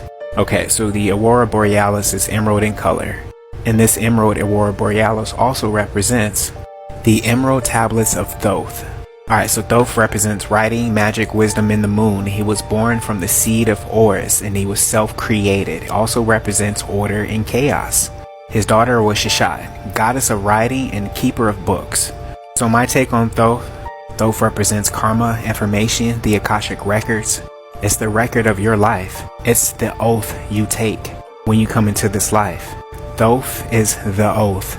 The oath. Say it 3 times. So the Aurora Borealis represents the emerald tablets of Thoth. Alright, so the emerald tablets represent the Akashic records, okay? A tablet is a flat slab or plaque suited for on-bearing inscription. So it's the record of you. The emerald tablets is the record of you, the Akashic records, the rules of life. Personally, I haven't read the emerald tablets yet. I'm just going off intuition here. Alright, so the Akashic records are a reflection of the oath that you take. Alright, so the latitude of the North Pole is 90. Right, and this is why you think of 90 when you hear of 90 degrees, because from the North Pole, the sun is always on the horizon. Alright, so you have the Son of God that's always on the horizon, the Son of Chronos, the Son of Father Time. So the Father is Chronos, the Son is the Son, and the Holy Ghost, you got holy, belonging to, derived from, or associated with a divine power, and Ghost is the seat of life or intelligence. So that's what people mean when they say the Father, Son, and the Holy Ghost or Holy Spirit is all symbols. It's an allegory.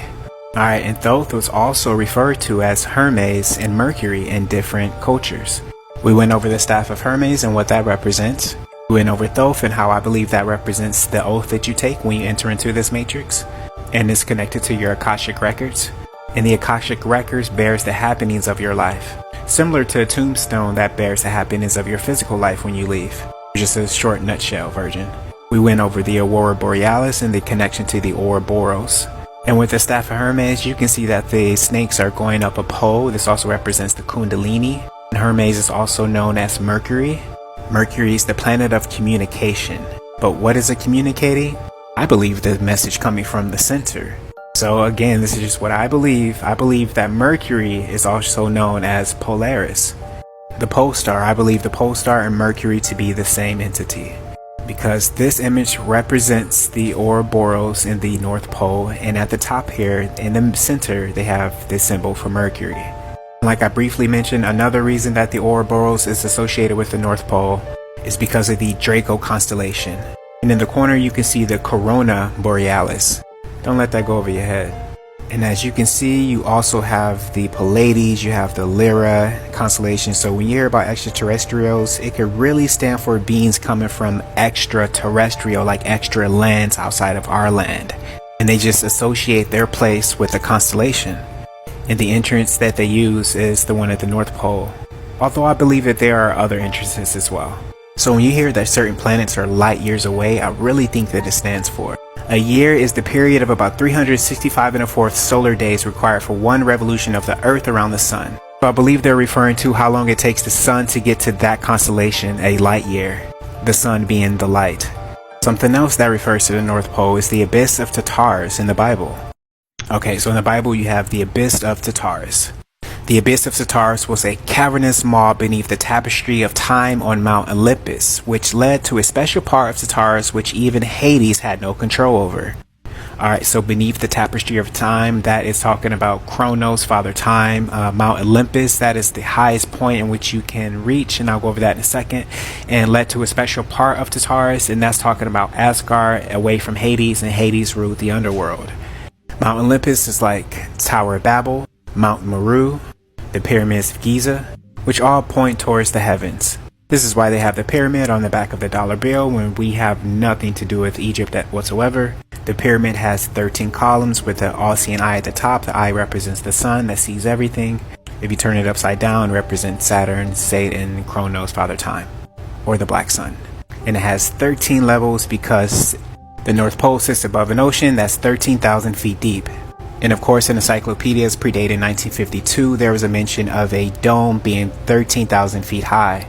So that would explain the 13 levels and the infatuation with the number 13. So back in the day, just how ancient civilizations use signs and symbols, hieroglyphics, we are still using them today, but a lot of people aren't aware that we're still using them today. They speak to your subconscious. So when you see something like whirlpool, you should know that it's referring to the North Pole. The flower of life, sacred geometry, shows this vortex, this force at the North Pole. The Fibonacci sequence in every spiral of life shows this sequence happening, this creation story. This is why pine cones were worshipped back in the day. Even the UN logo points right to the center. It's always a reminder to let you know that you're due north. So many ancient civilizations were privy to this knowledge, and they left clues for us to find out for ourselves. Today we have logos like this Levi's, which represents Leviathan, and Leviathan is the Ouroboros. You see, they keep this knowledge hidden and then form little groups and call themselves Illuminati, or some other creative name. And they don't make the rules, they just safeguard them. But in the past, others have voyaged for this knowledge and left us clues on how to do the same. They all worshipped the sun, and they focused on the meaning of life. And you know, maybe it's about time that we do the same.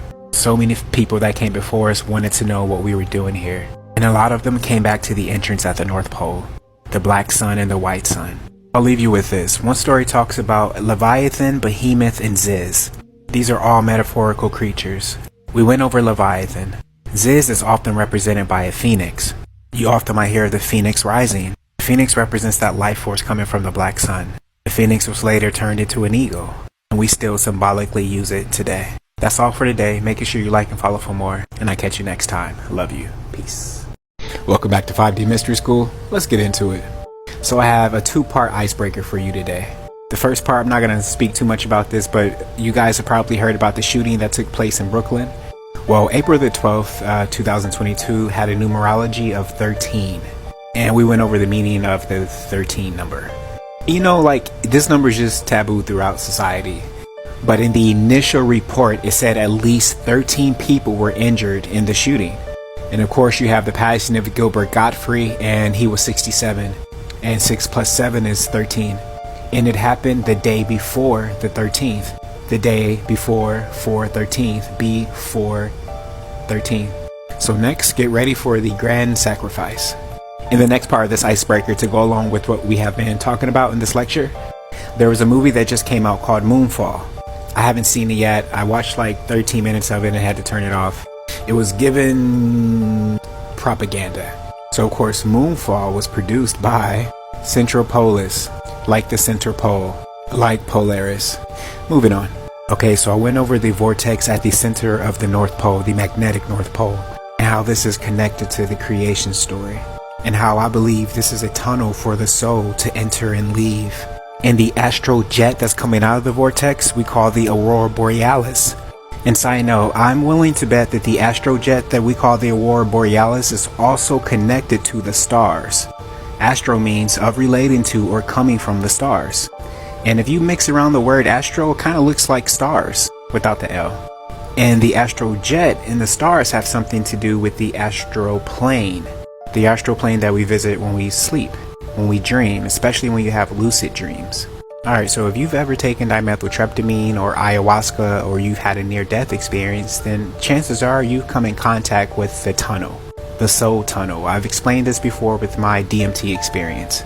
The soul tunnel looks similar to this. You see, when I experienced DMT, what I experienced was my soul leaving my body but going through my crown chakra, but I heard a loud pop before this happened.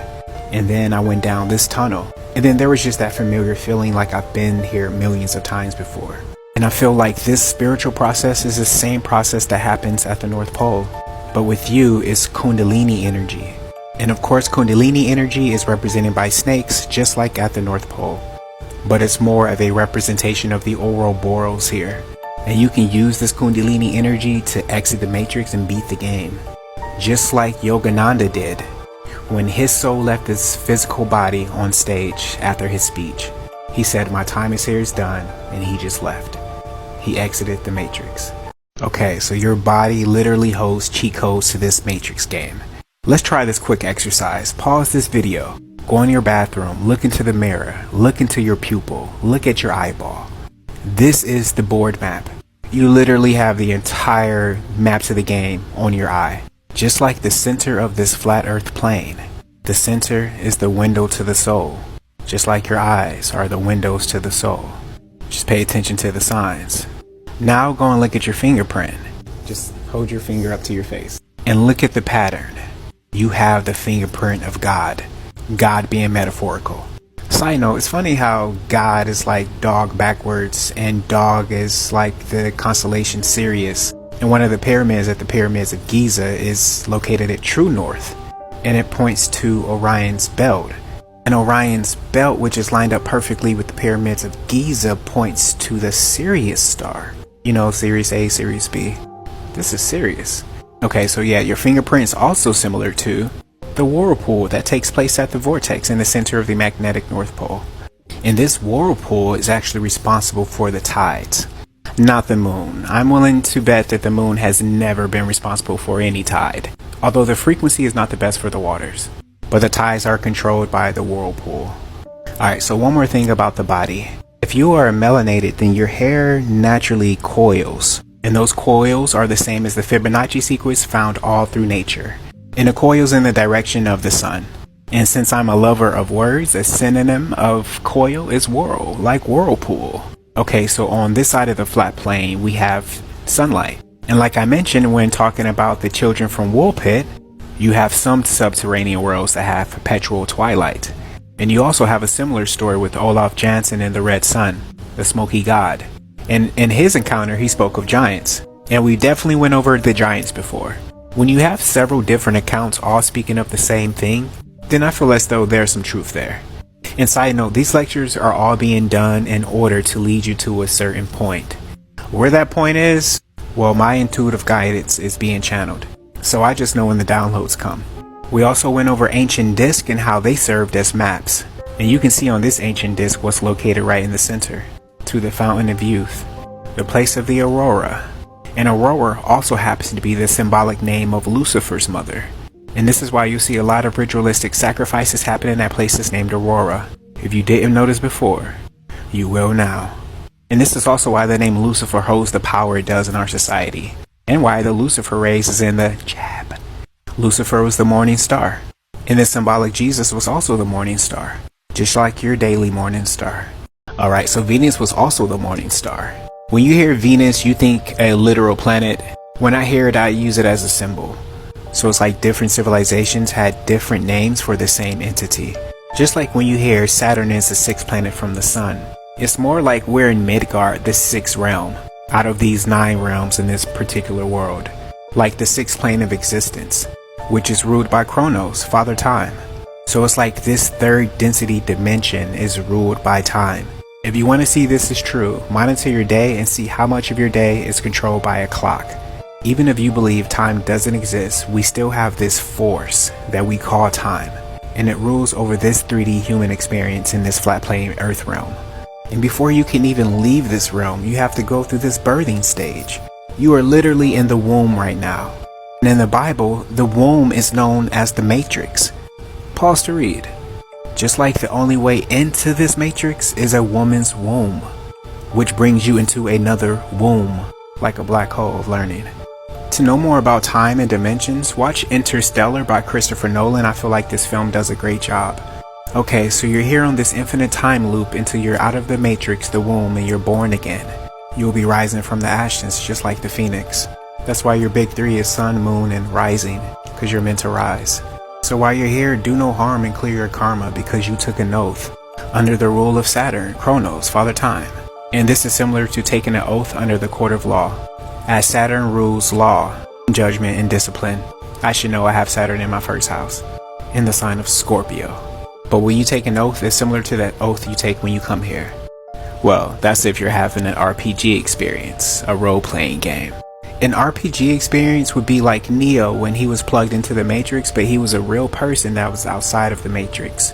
And cool side note, they actually used Neo's neocortex to plug him into the Matrix. And this could be the reason why his name is actually Neo, for the neocortex. And oddly enough, they want to use the neocortex for the Neuralink. That's interesting. But if you're having an RPG experience, your oath is with the creator. And then you have NPCs. You know, when you go to a new city, you have those guys hanging out at the liquor store. They're wearing the sports team for whatever city they're in. And they're probably yelling obscenities with their pants halfway down their ankles. Not to generalize, but I've seen some things. So more than likely, those are NPCs. So how would you know if you're an NPC? Well, that's a great question, and I put together 5 ways for you to know if you're an NPC. Number 1, do you have an inner dialogue? Number 2, do you feel as though you have an intuition? Number 3, do you dream, like, ever? Number 4, have you ever questioned the nature of your reality? And number 5, do you feel spiritually guided and protected? If you answer no to all 5, you're an NPC. So another way to see that this flat earth plane is ruled by Saturn, Chronos, Father Time, is by the worship of the black cube. The black cube represents Saturn. Of course, I went over this before, but just a refresher. Of course, you have the magic box of Saturn where each direction equals 15, and of course that's 666, 15, 15, 15. You have the Star of David that represents the black cube, and we've seen this representation all throughout society. Of course, you have the Sega Saturn, also known as Sega Genesis creation story. One of the latest being quantum computing by IBM being a black box. Most people have probably seen the Saturn car company. And those are just a few examples. And side note, Israel just means Saturn. Not only do they have the Star of David that represents Saturn, but the name is Ra-El. We already went over what Ra represents. El, the god of Israel. And you can see here the children of El. Ashtar, like Easter, April. And April is the real beginning of spring, the real new year. Just take a look at the other words like Yahweh, Dagon. We went over these. And the Greek equivalent for El is Chronos. Like Saturn, Father Time. Israel. Okay, and I'm going to leave you with a few verses from the book of Enoch. And I'm not going to decipher these verses. You're going to decipher them. With everything that we've been going over so far, I know that you guys be able to look at these verses and decipher them. And feel free to put your interpretations in the comments. I love reading them. And one more thing about NPCs, since there was a request. You can pause to read just in case you need a little bit more info on that.